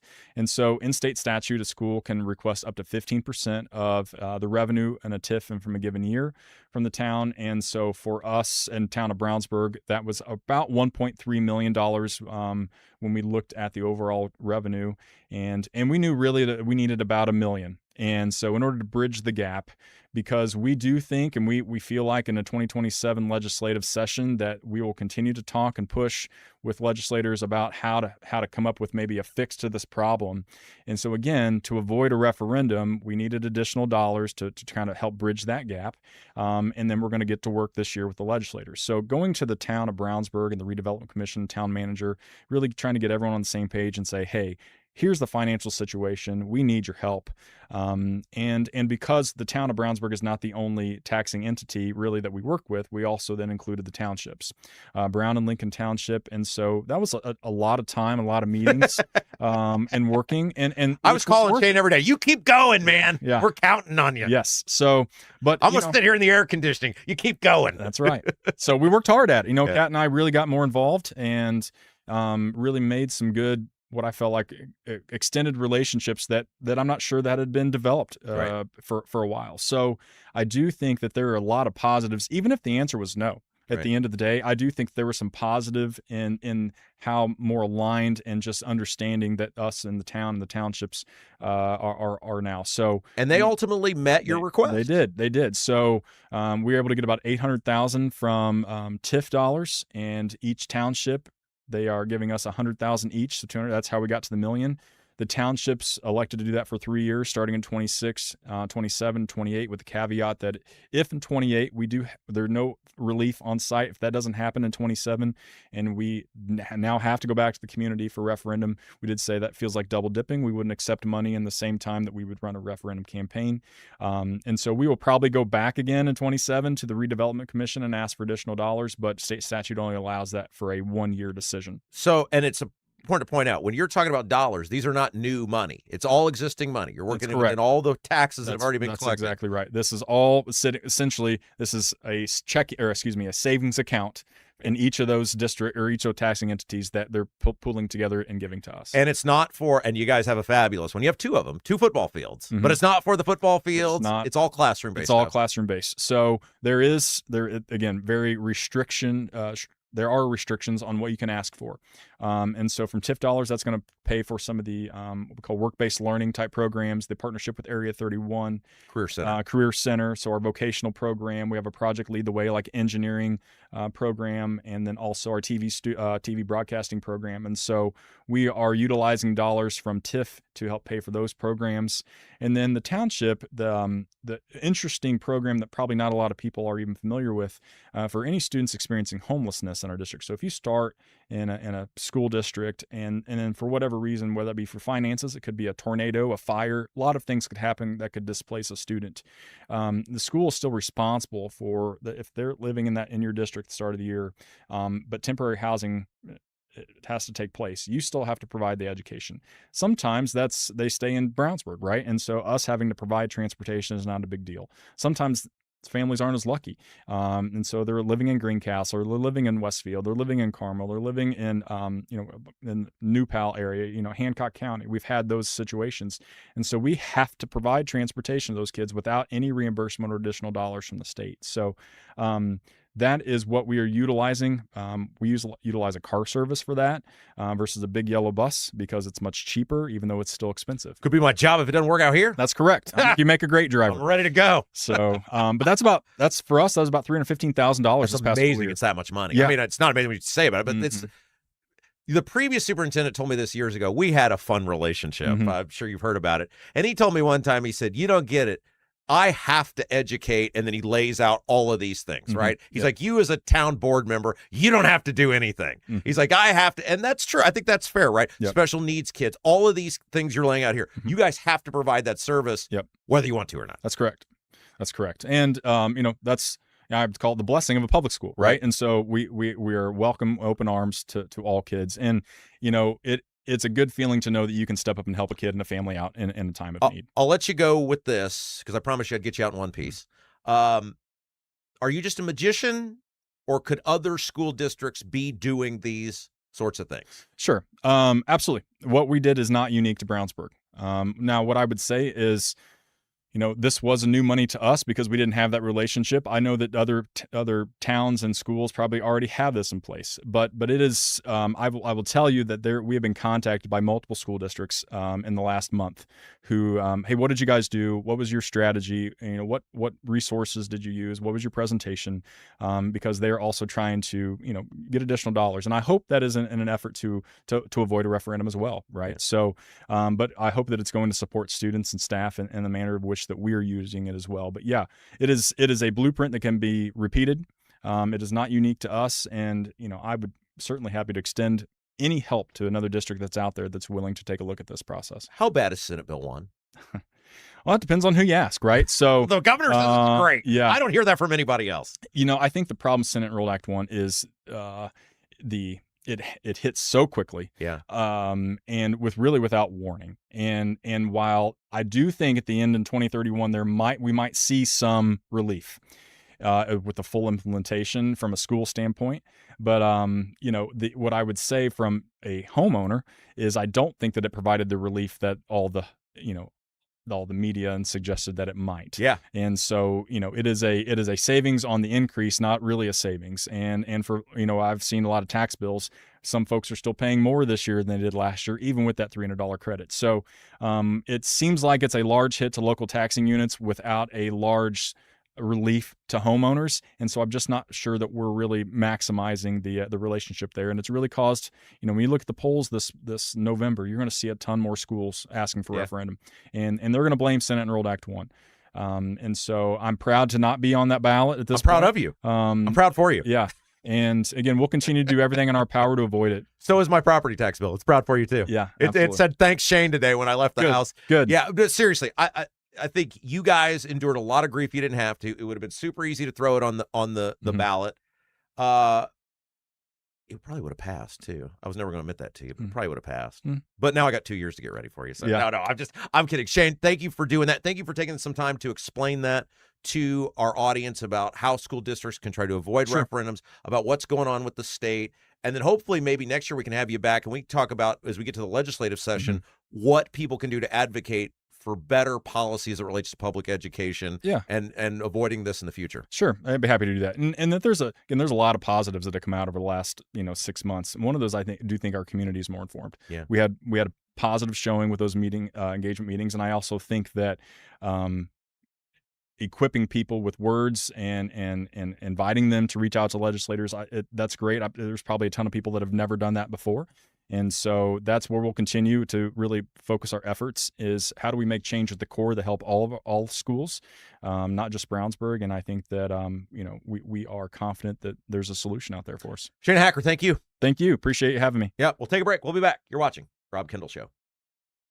Is your driveway showing signs of wear? Freeze-thaw cycles, road salt, environmental buildup like mold and dirt can all cause unsightly damage that can end up in an expensive repair. That's where Seal Now comes in. Seal Now are the clean, seal, and stain professionals that can help you protect your outdoor surfaces. Got a worn-out fence or deck? They can revive the look while providing long-term protection. Call today, 317-548-2002, or visit sealnow.com. Not only will you get a free estimate, but mention you heard about Seal Now on The Rob Kendall Show and receive 20% off any long-term sealing project. Is the inside of your house a total mess, like a complete dumpster fire? Call AJ's Picture Perfect Cleaning. When you walk into your house after using AJ's Picture Perfect Cleaning, you will see and smell the difference. They take great pride in their workers and treat your home like their own. All cleaners pass through a background check and drug screening. Call today and mention you heard about AJ's Picture Perfect Cleaning on The Rob Kendall Show, and you will get an incredible $50 off your first clean. AJ's Picture Perfect Cleaning serves all of Central Indiana. Book your appointment today by calling 317-530-8148. 317-530-8148. 530-8148. If authentic wood-smoked barbecue is your thing, Double D's Barbecue in Clayton is the place for you. Owners Dennis and Tina Duncan, along with their son Garrett, are from Memphis. So when it comes to barbecue, they're not screwing around. No pellet smokers, no roasters, just authentic wood-smoked Memphis-style barbecue. All of Double D's food is cooked fresh daily, and it's all made from scratch. Double D's Barbecue, located at 40 and 39 in Clayton, is open all day, Wednesday through Saturday, but get there early because once they're sold out, they're done. Check out the full menu, ribs, brisket, and more at ddbbq317.com.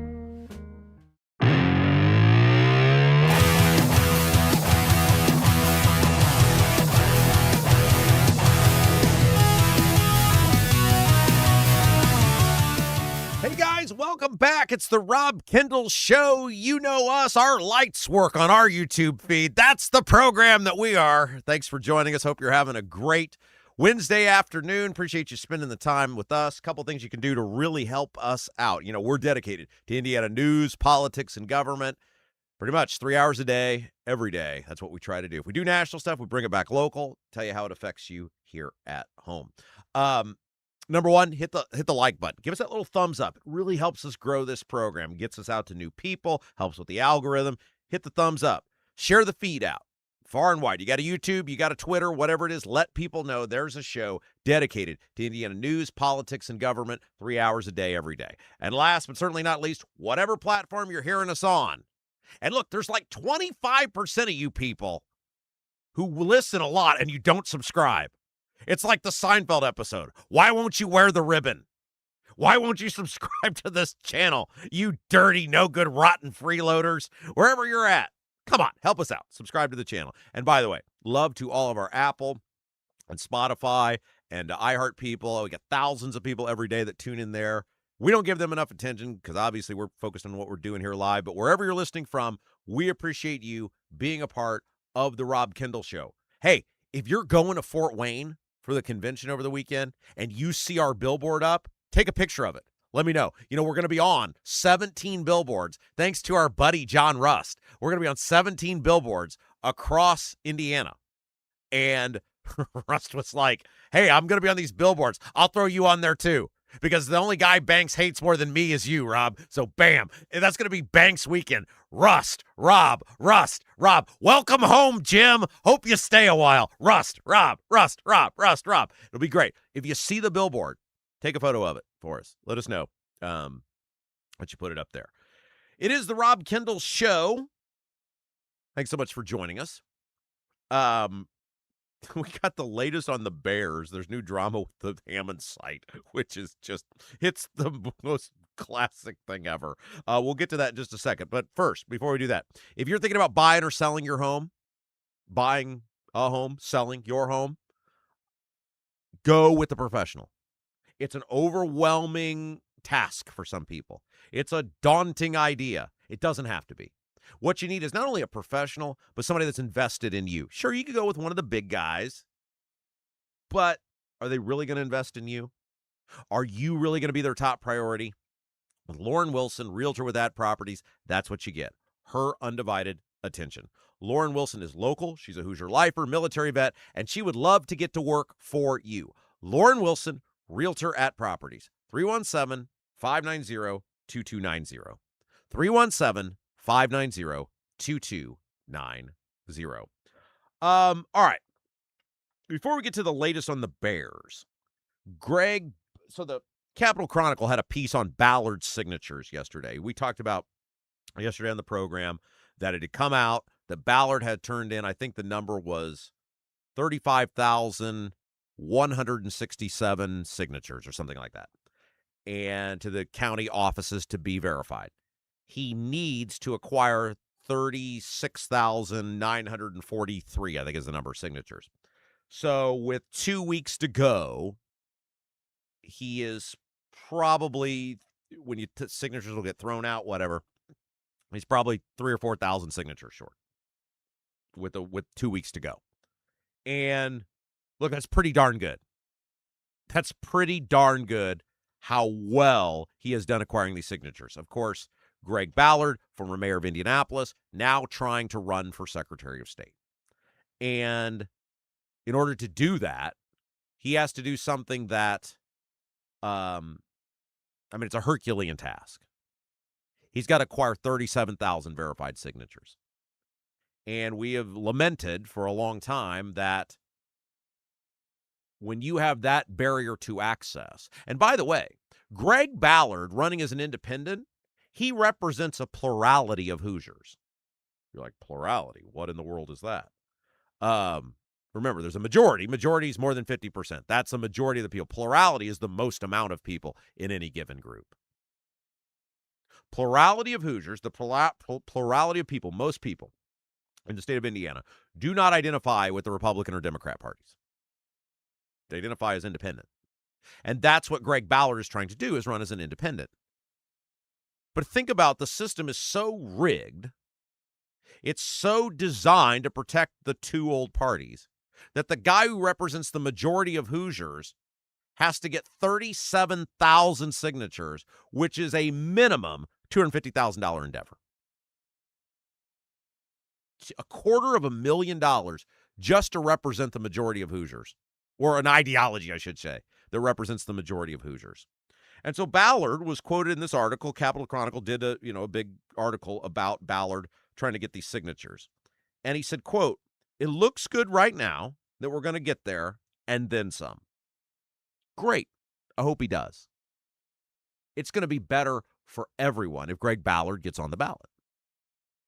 Because Greg Ballard's the sort of person who, the moment he gets on the ballot, he enters with immediate gravitas. Most of the things that the anti-Ballard people are attacking him on, most people don't care about or don't even remember. And a lot of people are going to vote for Ballard. They don't live in Indianapolis, so it's totally irrelevant to them.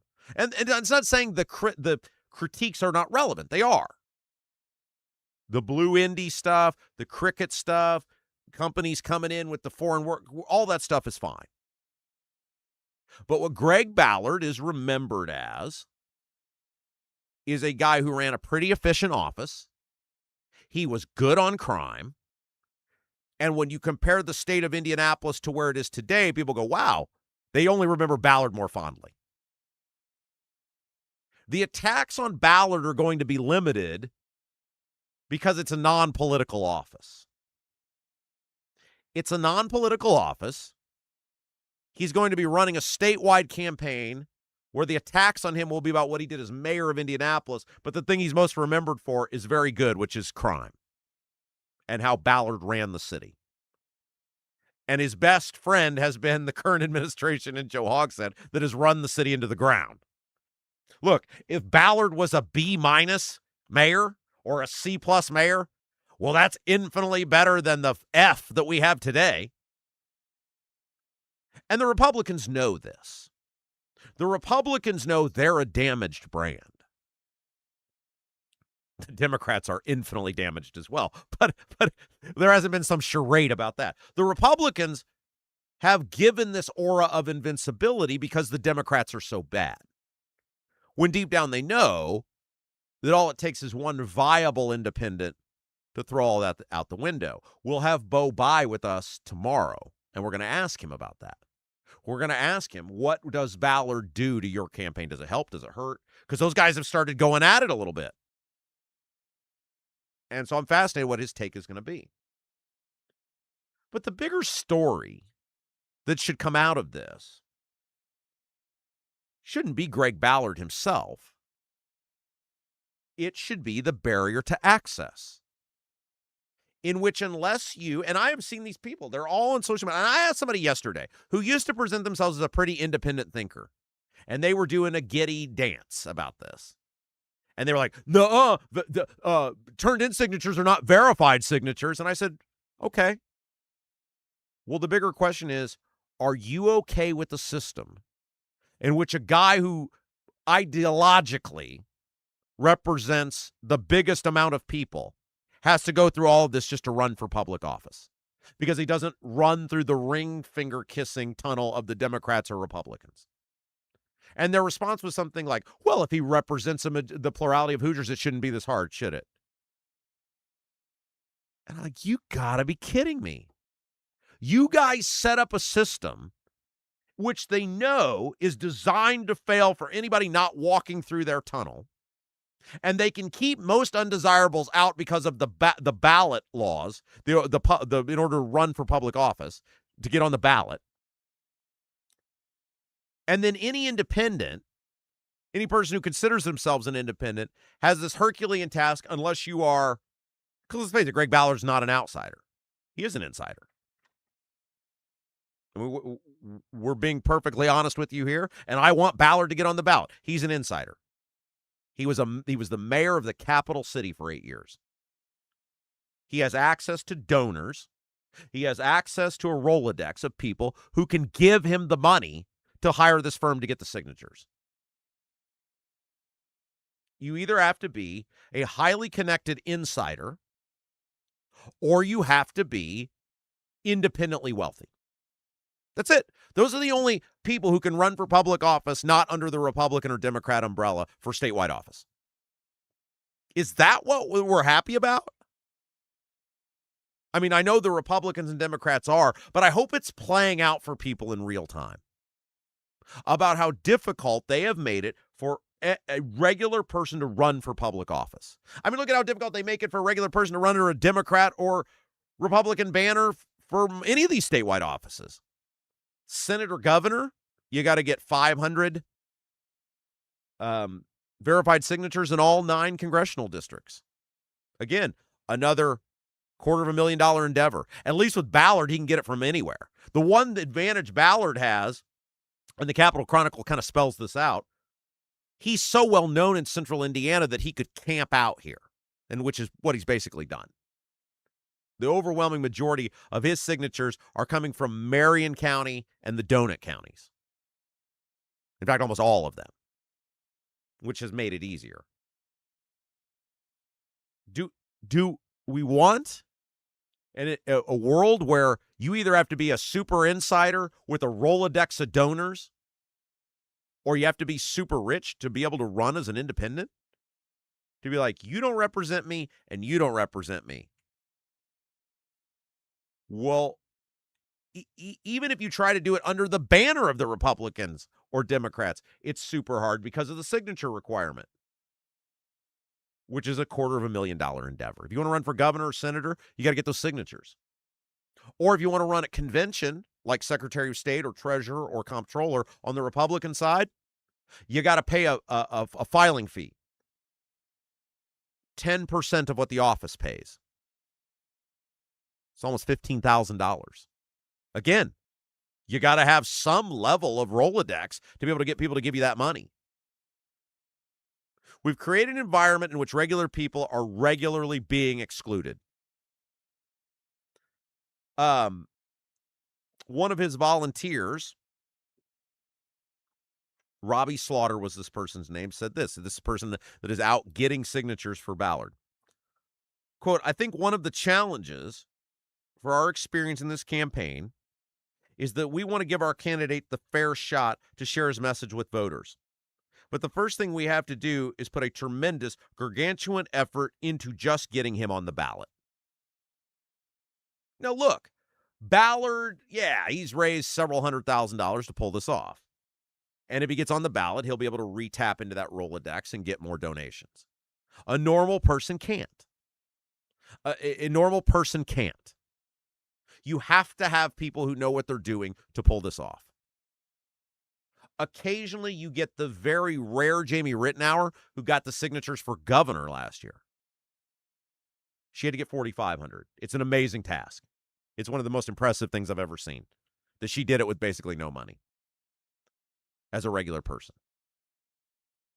But it wasn't 37,000 signatures. It was 4,500 signatures. Huge difference. There's no way any regular person can pull this off. And so then any regular person is denied the ability to participate in the electoral system that they are forced to pay for unless they do it under the umbrella of parties they don't agree with. What sort of system is that?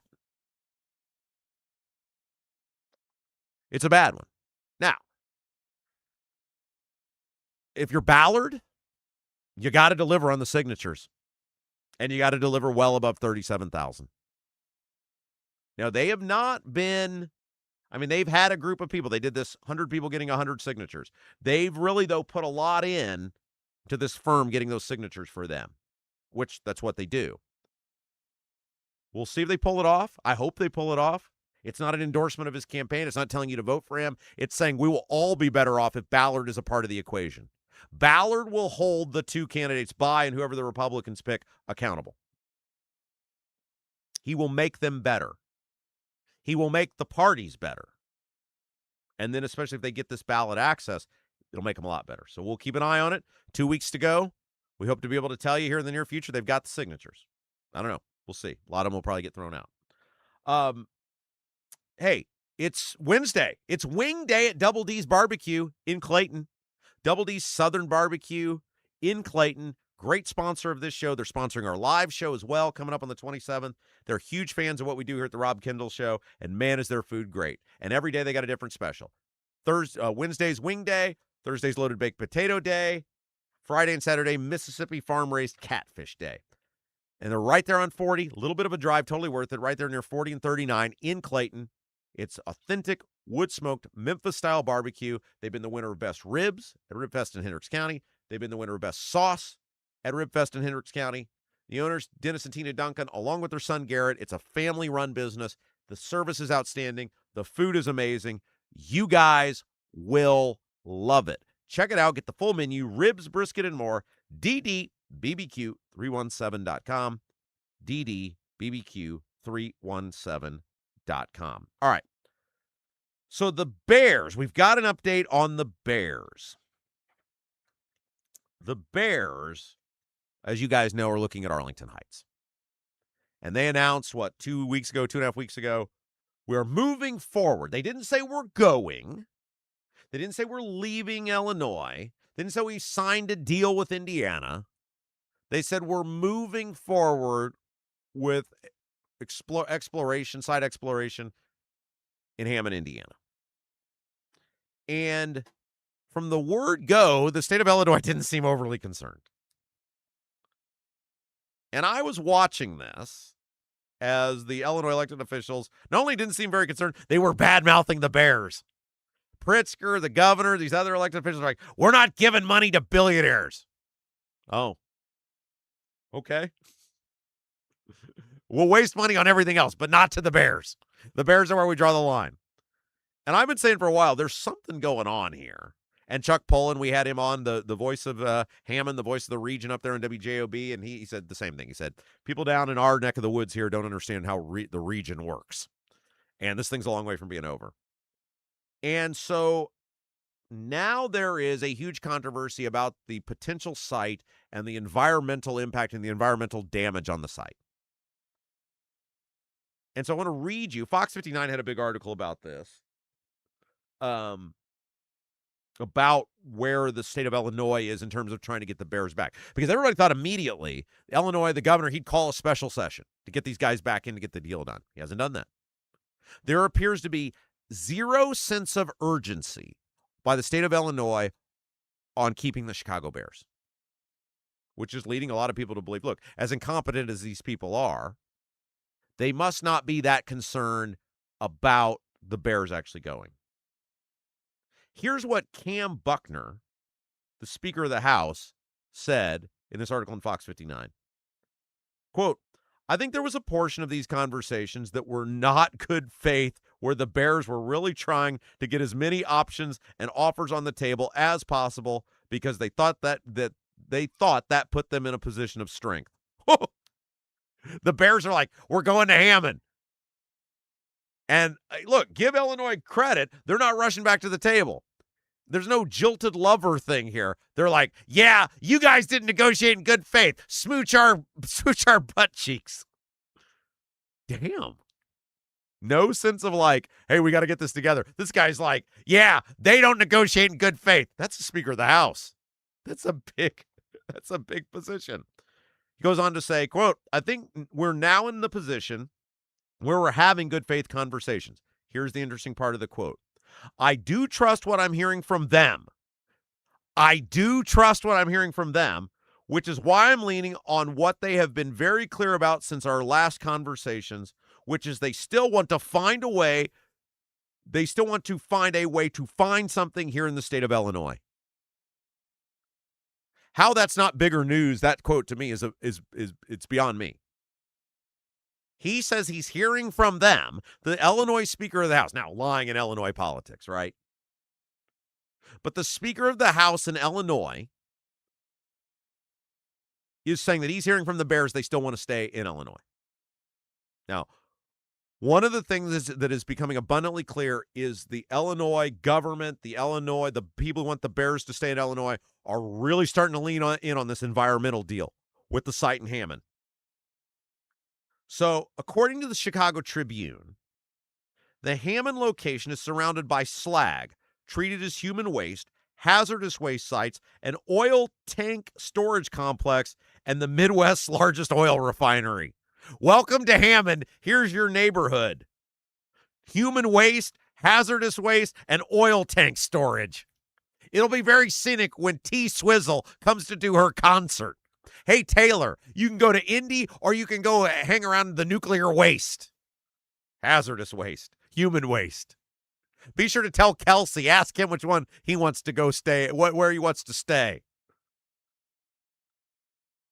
The mayor of Arlington Heights, now look, this guy clearly has a vested interest that he wants the Bears to go to Arlington Heights. He recently told the Tribune of the site in Hammond, I would throw up the red caution flags immediately. I've worked on enough sites with gas stations or dry cleaners or some sort of hazardous material to know it contaminates the ground. I would be very concerned about selecting a site like that. You have a clearly organized effort here because I think Illinois knows they can't match Indiana or they won't match Indiana on incentives. And their argument's going to be and try to create public doubt. Say, you want to build on the human waste and the environmental waste and the oil tankers? Sure, go for it. They want to turn the people against the Bears. And they know the best way to do that is go, you're going to make everybody sick. This is how region politics work. The Illinois Speaker of the House, Cam Buckner, said basically the same thing. Quote, when you look at the practical things like environmental studies, remediation of brownfield sites, things like air pollution, when you look at things like traffic studies and what it would mean for the area, those are all things that have not been broached yet, including the fact that permitting and zoning have not been touched yet. It is abundantly clear on the Illinois side of things, they are going to lean full scale into this site is not safe. This site will do damage. This site will cause sickness. This site will cause illness. It is very clear that is where the Illinois argument is going to be until they can get together on whatever tax incentive they want and hold the Bears at bay in the court of public opinion long enough. Because don't kid yourself. Public opinion's a big part of this. And if they can create doubt on the safety, the health and safety of the area, they can stop the whole thing, whether it is truly unsafe or not. Now, that brings us to the idiot mayor of Hammond, Tom McDermott. I mean, this guy is a moron. Remember he ran for Senate a couple of years ago on the Democrat side, got smoked by Todd Young? He got asked about this, and listen to how stupid this response is. Like, it's one thing to have a response I don't agree with, but it's one thing to just be a flat-out idiot. This is according to NBC Chicago. Quote, I understand people want to take a close look, but the Bears know far more about environmental concerns in that arena than any of us because they're spending millions of dollars on it. You're the mayor of the city. There's a very credible allegation that your people could be put in a serious health risk, and you're like, hey, I get it, but the Bears are experts. Yes, didn't you know the McCaskey family all have backgrounds in environmental engineering? Wasn't George, before he owned the team, an environmental engineer? This guy wants the Bears so bad that he's like, yeah, sure. Toxic fumes, toxic waste, Human waste, oil tankers, sure. But we'll trust the bears. Why would the bears lie to us? Don't you know the bears are experts? That's your mayor in Hammond, Indiana. That's the guy calling the shots. Hey, guys, is your concrete looking bad? Driveways, patios, sidewalks, chipping, cracking, breaking? Don't be the black eye of the neighborhood. Get it fixed with Seal Now. Seal Now are the clean, seal, and stain professionals. And Seal Now does a lot more than just concrete. They also do wood. We're talking decks, fences, pergolas. You name it, Seal Now can make it right. Wood, concrete, outdoor structures, they're your guys. Go over to sealnow.com, SEALNOW.com. You can see some of their other work, what your project might look like. You can get a free estimate, and if you mention, hey, Damon, that's the owner of Seal Now. Hey, Damon, heard about you on the Rob Kendall Show. You're going to receive 20% off any long-term sealing project. 20% off any long-term sealing project just by mentioning, heard about you on the Rob Kendall Show. All right, let's take a break. When we come back, there's something going on with these county chairs appointing people who lost elections to positions. I'm talking about the convention.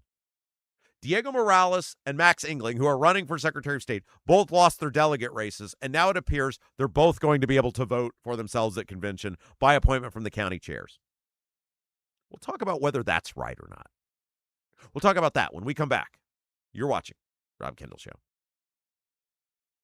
Hi, I'm Lauren Wilson, Realtor with App Properties. I would love to get to know you. I know that buying and selling a home is a really big deal. You need a plan in place so you can succeed. And that's where I come in. If you are buying, let me help you find that perfect home. And if you are selling, let me help you find that perfect buyer. Look, we're all Rob Kendall Show fans here. That's why I'd love to get to know you. I'm Lauren Wilson, Realtor with App Properties, an Army veteran and a Hoosier through and through. Call me at 317-590-2290, 317-590-2290.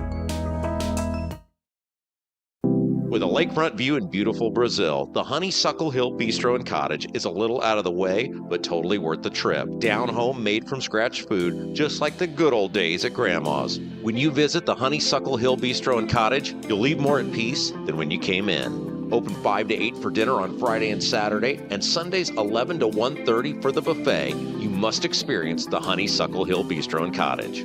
Call 812-443-3003. 812-443-3003. Are you seeing cracks in mortar, moisture working through walls, facade or structural failure beginning to surface? Bramwell Mackay sets the standard for exterior and structural building solutions. Our 40-year master masons and industry experts address moisture intrusion, failing foundations, masonry deterioration, and more. From preserving historic landmarks to addressing modern building envelope issues, Bramwell Mackay delivers full-spectrum service with white-glove professionalism. In Indianapolis, call 812-33-BRICK. 812-33-BRICK.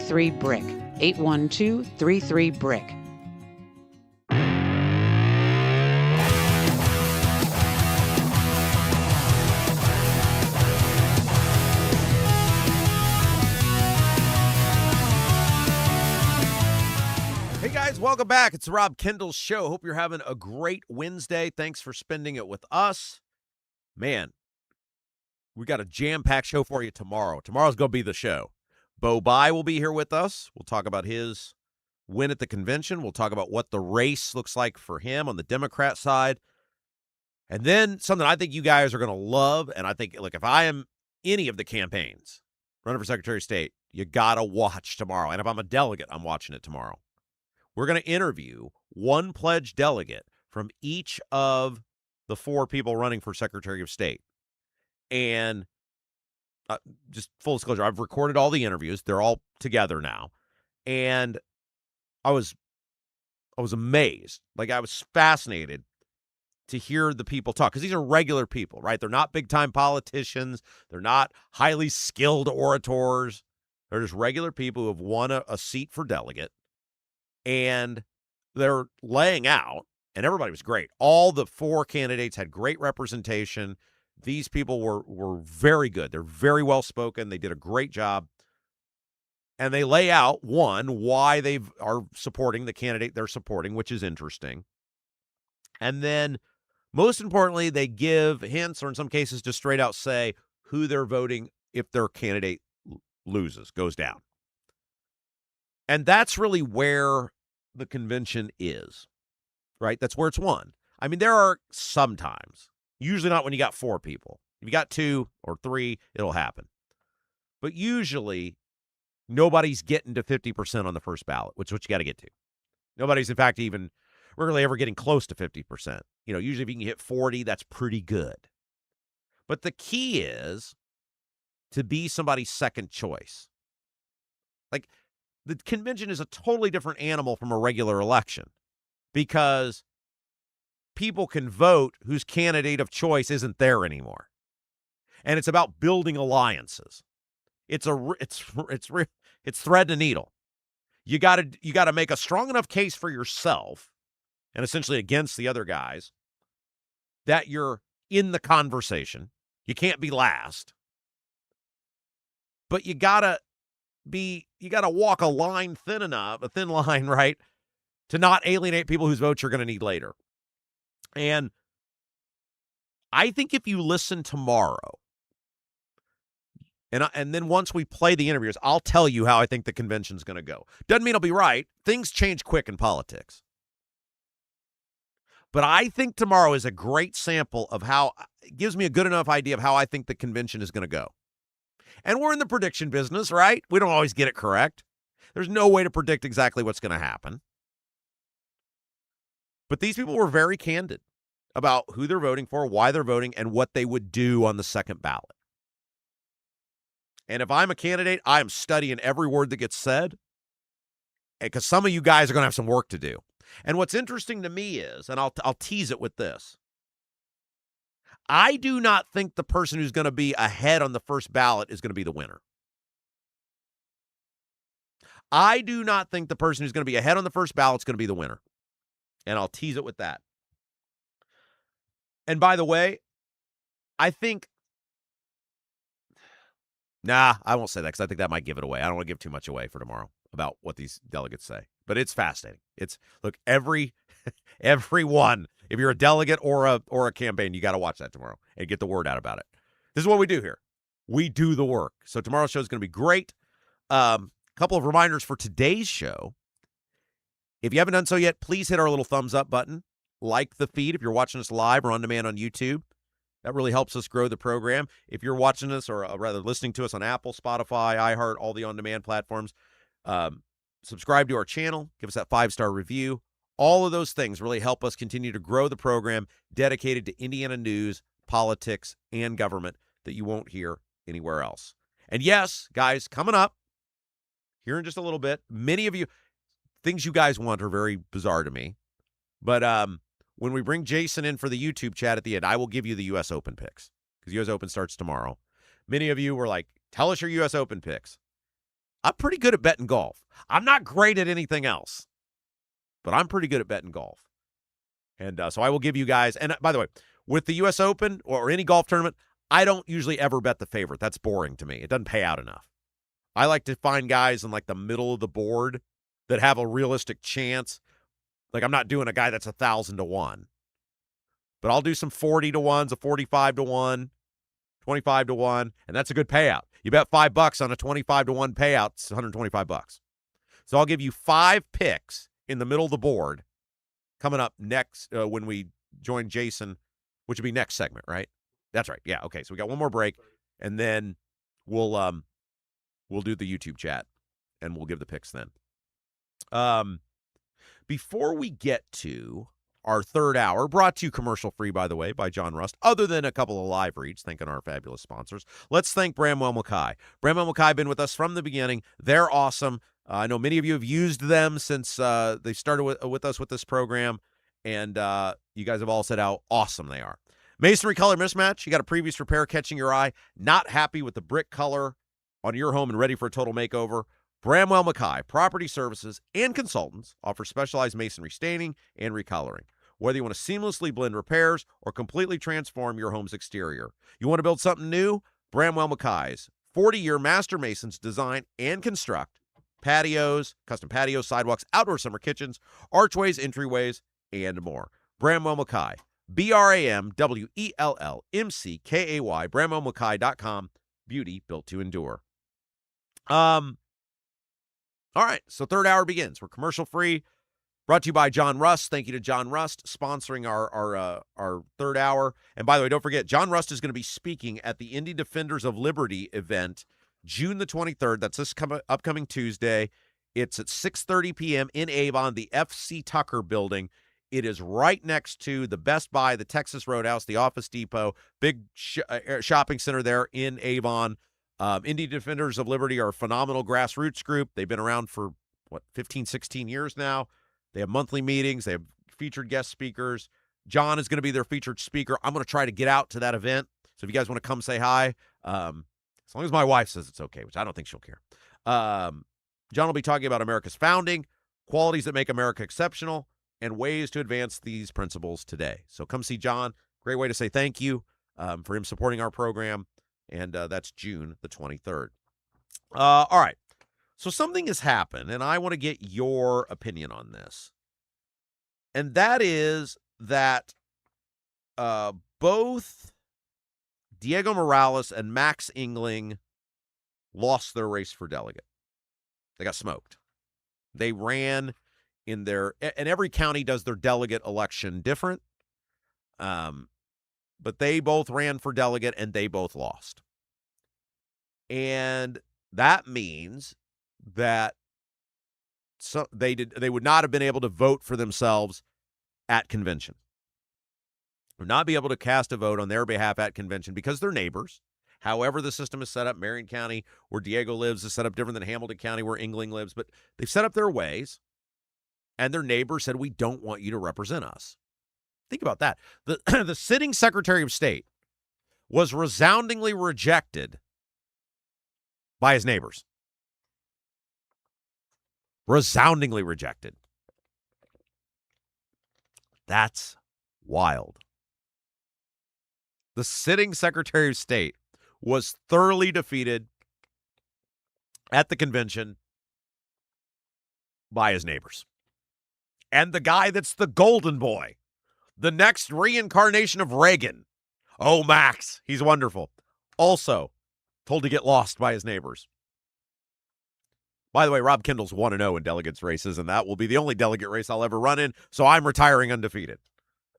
But now Engling, and according to our pal Indy Reporter, at Indy_reporter_ on Twitter. By the way, Indy Reporter will be with us on Friday. I know many of you guys request Indy Reporter, so let's bring him back. We're going to talk with Indy Reporter about the money that crosses over from Diego to the other politicians. You know, we told you guys for years, the reason the Republican Party, the big guys, the big names, will not take out Diego, would not take down Diego, would not go against Diego is the money. Follow the money. There's so much money that touches Diego, large donors that touch these other Republicans. And a lot of that money emanates through Diego. And if Diego goes down, they're not sure they keep the money. And they don't want Diego going down because of how it might implicate potential donors. And so Indy Reporter is going to be with us to lay out some of the big donors to prove what we've been telling you for years, the big donors that donate to Diego and donate to the other big-time politicians. Plus, we're going to ask Indy Reporter about that crazy video that he took of Diego losing his mind. Remember the fight, fight, fight. And what was the lead up to that? Because we only played the part of him going berserko. And the thing Diego apparently got mad about that led to that is crazy. So Stephen will be with us on Friday, as will Nikki Kelly. We didn't forget about Nikki Kelly. It's just a very busy week. A lot of stuff going on. Okay, so Diego and Engling both lost their delegate races. And yet, according to Indy Reporter, both have now been appointed delegates to the state convention. So the way it works is you run for delegate, you win, you're a delegate. But there's a very short window to the Republican Party in which you have to turn around and pay your filing fee. Did you guys know this? You have to pay to be a delegate. It's like $150. The convention is nothing but a money grab for the Republican Party. That's what people need to realize. They have these conventions because they're fundraising juggernauts. The candidates have to pay all the money to run. I mean, you think about $14,500 times 4 candidates, right? How much money is that? $58,000 is no, that's 14,000, 28, 42 public school math. 14, 28, 42, 56. That's if it's 14,000. 500, another 500, $58,000. If that's roughly $58,000. Boom, just for these people to run. Daniel Elliott, he's running unopposed. He's still got to pay his filing fee. Similar amount. Elise Nishala, comptroller, she's running. She's got to pay her filing fee. I mean, you're talking, what's that number? 72, 80, like 80-some thousand dollars. They raised just off the filing fee. Then all the delegates. There's 18,000 delegates, or 1,800 delegates. Times, whatever, it's 150 or whatever the number is a piece. How much? Look at all the money that is. I mean, that's hundreds of thousands of dollars that the party raises. That's what these things are. And then the corporate sponsors, and you can be in this thing, and you can be in a program, and a blah, blah, blah. It's a fundraising operation. And so part of the deal is when you run for delegate, you have a very tight window to pay your fee. Like, I don't know if it's even a week, like Tuesday, and then you got a week or whatever. The reason they do this is because if you don't pay, I pay. You don't pay, you're kicked out. You win an election, and then you got to turn right around and pay the fee to the state party. And if you don't pay, you can be bounced. And when you get bounced, the party chair, the county party chair, can appoint your replacement. Think about that. And I think the county party can pay the fee if they want to. That's the system to elect a Secretary of State. There's also, and this happens, where not enough people run. Now, it doesn't happen in the population areas for the most part. But in an area, rural areas, etc., if not enough people run for delegate, then the county chairman can appoint someone to be a delegate so that the county's fully represented. Well, either because not enough people ran or people didn't pay. I don't know what the exact answer is. According to Indy Reporter, Max Engling in Hamilton County and Diego Morales in Marion County have been appointed delegates to the state convention. I don't know about you guys. I got a big problem with this.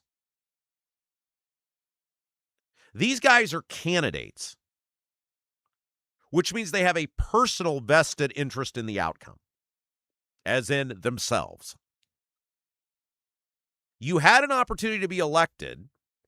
You lost. David Shelton ran. He won. David Shelton was liked enough, apparently, by his neighbors that he gets to be a delegate. But you have party insiders appointing people to positions that will to vote on something that will personally benefit them that they were rejected on by their neighbors. I don't know about you guys. That doesn't sit well with me. What do you think? Let me know in the YouTube chat. Should a person running for office who loses an election be able to be appointed to vote on themselves by a party insider? What do you think about that? I'd be fascinated to hear what you guys say. And by the way, in just a little bit, Jason's going to join us for the YouTube chat. Remember, all you have to do to be a part of our YouTube chat each day with hundreds and hundreds of other people is be a subscriber to our channel. That's it. That's all you got to do. And then at the end of each show, Jason reads the best YouTube comments of the day, brought to you by Black Sheep Plumbing. All right, one other story I wanted to hit on. Well, before I do that, let me remind you about our great friend Lauren Wilson, realtor with At Properties. If you are looking to buy or sell a home, if you're in the business of saying it's time for me to move on, it's time to move somewhere else, trust a Hoosier lifer. Indiana raised, Cascade High School graduate, lives in Plainfield now, and military vet, Lauren Wilson. You've seen her on our show many times, obviously through her ads, but also as a guest. She's great. She is an advocate. She's a fighter. She's a bulldog. She wants to get to work for you. Support people that support our show. That's key to us continuing to keep this train rolling. And even if you're not totally in the mood to buy or sell, maybe you just want to know what your home's worth. Lauren does that too. She'll sit down with you, kind of learn to understand what you want. You may hear what your home's worth and go, well, I wasn't thinking about selling before, but I am now. You don't know unless you ask. Lauren Wilson, Realtor with At Properties, 317-590-2290. 317-590-2290. All right, one other thing, and then we will get to Jason and the YouTube chat. And that is, this is according to WTHR, the Boone County Commissioners approved a 1-year moratorium on new data center developments in unincorporated areas across the county. Now, that is key. It is unincorporated areas. So if you live in a city like Lebanon or Zionsville, in the area that is in the city itself, or Zionsville's weird. It's a town, but it has a mayor. Whatever, you get what I'm telling you. They can still make whatever choice they want on a data center. But in the unincorporated areas that the county oversees, they have declared a 1-year moratorium on new data center developments. It takes effect, or took effect yesterday, to, quote, temporarily pause the filing, processing, review, and acceptance of applications related to new data center facilities in unincorporated areas of the county. According to THR, Boone County, Tim Byer, one of the Boone County commissioners, he's the president, said the moratorium gives the county an opportunity to carefully study data center development, gather information, and ensure our policies align with the long-term goals and priorities of our residents. Boom. Every county should probably do this, if they haven't done so already. We don't understand data centers. I'm saying we as in like me, Jason, all of us. We don't understand them. And there's not any safeguards or safe rails or floor, or whatever you want to call it, in place around them from the state. And every county and cities and towns should join it. And again, we're not anti-data center here. We've laid that out. We're on a data center. You're watching us right now because of a data center. We're not anti-data center. We want data center policies that work for everyone. And right now that's not happening. And that can happen. That's the thing that's frustrating. It can happen. But if every county and every city was willing to get on board with the moratorium for a year and say, General Assembly, we are declaring our own moratoriums. You're not building them. You can offer whatever incentives you want. They're not happening here. It would force the General Assembly to do their job and publicly and transparently get this information out to the people, come up with meaningful public policy that ensures the safety of residents, ensures the viability of data centers from the investors there, and make sure the projects are going to work financially for communities. In a press release, Boone County said, quote, the Boone County Area Planning Commission unanimously recommended the moratorium following discussions about how emerging data center development may affect land use, infrastructure, utilities, agriculture, and the county's rural character. 6-0 vote by the Planning Commission to recommend the moratorium and reaffirm that recommendation by a 6-0 vote following a public hearing in June. Good on them.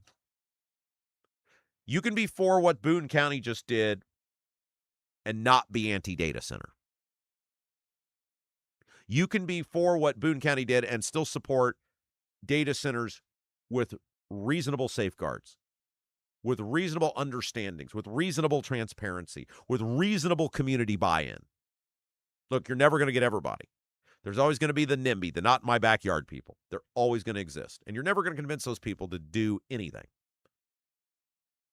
As a person who immensely values character and history of land, but also not a not in my backyard person, I think this is great. And I think if more counties and more cities and towns start doing this, you're going to force the General Assembly to have to come up with meaningful discussions and then hopefully good public policy that starts the ball rolling on having parameters and safeguards, and it helps everyone. Not only does it help the residents, it'll help the data center people. By the way, clarification, Like I said, this unincorporated areas, this will not impact Meta. So this 1,500-acre campus in Lebanon, 13 buildings, 10 data centers, is not going to affect that. Probably a little too late on that. Should have done this a long time ago. But at least for now, it's a good step by the commissioners in Boone County, and hopefully everybody will join them. All right. There you go. I think I pretty much hit everything I needed to hit today. Pizza Hut is in big trouble, but I'll save that for tomorrow. I think that's kind of interesting. Why Pizza Hut's in trouble. No. Okay, I'll do it, right? This is interesting. You want to join in on this? Or you want to wait? We'll take a break. Oh, we still have to take a break, don't we? Yeah. We have another break? Yeah. No kidding. We have sponsors. Boy, math. Well, hell, we'll take a break, and then I'll tell you about Pizza Hut, and then Jason will have the best YouTube comments today. The Pizza Hut stuff is very interesting, what's going on. You people are ruining everything. It's all your fault. Y'all who never want to leave your houses. That's the problem. See, I buy everything in person. Online shopping, online eating, online ordering. Well, I do order online, but then I go get it. No, I think. All right, we'll tell you about Pizza Hut when we come back. And then we'll have best YouTube comments of the day. You're watching Rob Kendall Show. Do you have a dog but don't have a fenced-in yard? Your HOA won't allow a fence? Worried about having to watch your furry friend anytime you go outside? Avoid the blazing hot summers and freezing cold winters with All-American Dog Fence. All-American Dog Fence is the cost-effective, easy-to-use in-ground fence system to keep your dog secure and give you peace of mind anytime they're outside. All-American Dog Fence backs their Pet Stop products with a lifetime warranty.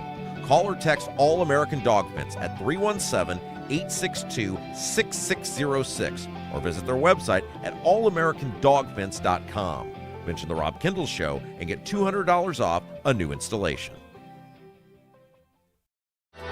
Right now, everything's expensive. That includes things you need around the house. If your water heater, water softener, or well pump goes out, or even if your toilet stops working, you could be looking at a major expense.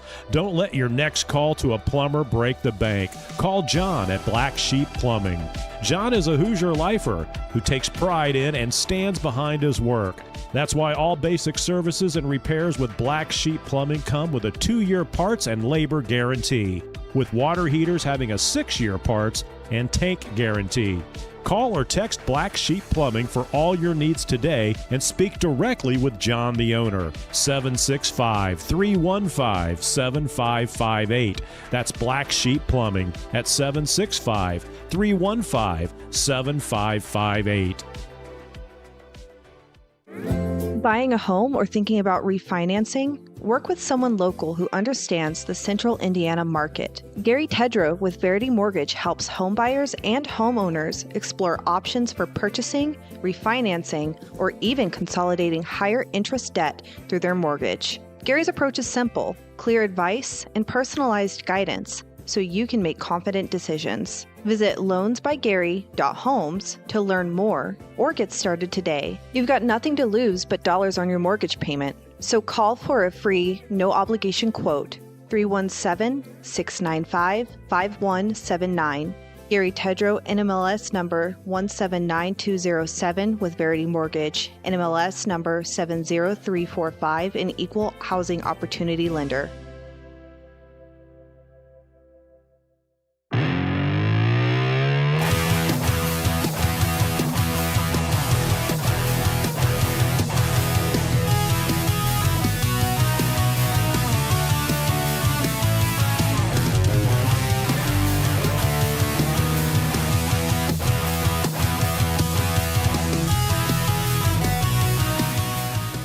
Hey guys, welcome back. It's the Rob Kendall Show.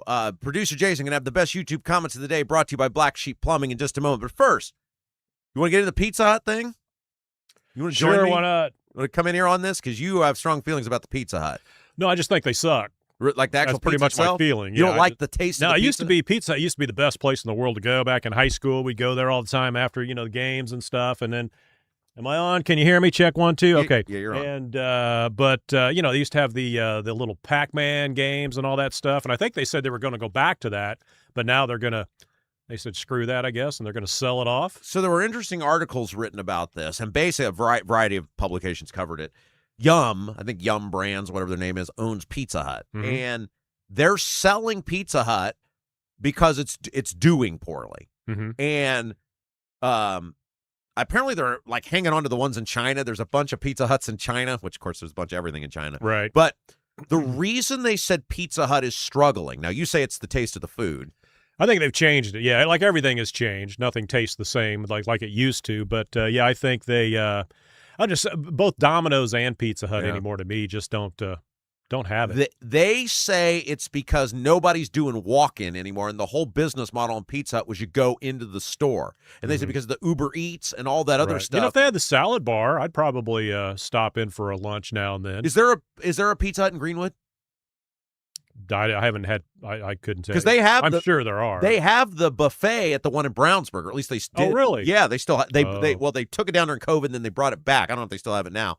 But the whole business model on Pizza Hut was you go there after the game. Right, it's the sit-down restaurant. Right. People go in there, and they said because of changing trends where not only does nobody ever really go out, they don't even get the pizza anymore. Like they just have people bring it to them. Mm-hmm. They can't remain competitive because they have such a large. Like if you go to a Papa John's, the brick and mortar footprint is that's very usually small. what we get. Well, it's very and small. Delivered, yeah. Right. Expensive as hell. If you go to it, they have some pretty good coupons. Okay. Papa John's does, the online coupons. Domino's is the same way, right? Like the actual physical footprint of the location is small because it's just a little counter, the place in the back to make the food. Mm-hmm. And then compared to Pizza Hut, which has this giant commercial footprint and all that expense associated with it because it was built on people come in, they play the arcade, you go to the game, the birthday party, the whatever. And they just said, we can't make the Pizza Hut business model work anymore. Mm-hmm. Mm-hmm. Yeah, a couple people chimed in on this. Well, Rusted Bolt Garage. Tell us how you really feel, producer Jason. Just did. Kevin Branham, back in the early 80s, the Noble Romans was the best. I actually worked at Noble Romans. No kidding. Yeah, did the whole, you gotta flip the pizza up and everything. Oh, yeah, like with a window, and all the kids would sit there and watch you flip the pizza and all that stuff. And yeah, you didn't have gloves on or anything back then. You just, all right, here we go. I'm sorry, I didn't, whatever. We didn't understand germs back then. They had a Noble Romans catty corner from the Kmart in Brownsburg, so we used to go in there and watch the guy. Yeah, this was in Noblesville when I worked at the one in Noblesville. I doubt it's still there. There's a Kraft Noble Romans now in Brownsburg, like downtown. I guess that's like a fancy version. Okay, I haven't had Noble Romans in forever. There's still one on 10th Street, or at least there was. I assume it's still open by Ben Davis High School. There was still a Noble Romans there. And there used to be one downtown where the Jack's Donuts is now, right there next to the Statehouse. You used to go there for lunch all the time. Mm-hmm. But Little Caesars is kind of not too bad either. Rusted Bolt. No, that's not that. Yeah, Rusted Bolt Garage pointed that out. Let's see. Charles Ludy. I should have read this first, make sure. Okay. We thought that Pizza Hut in Brownsburg was a meth lab for years because the lights were always on, but they were never open. Let's see.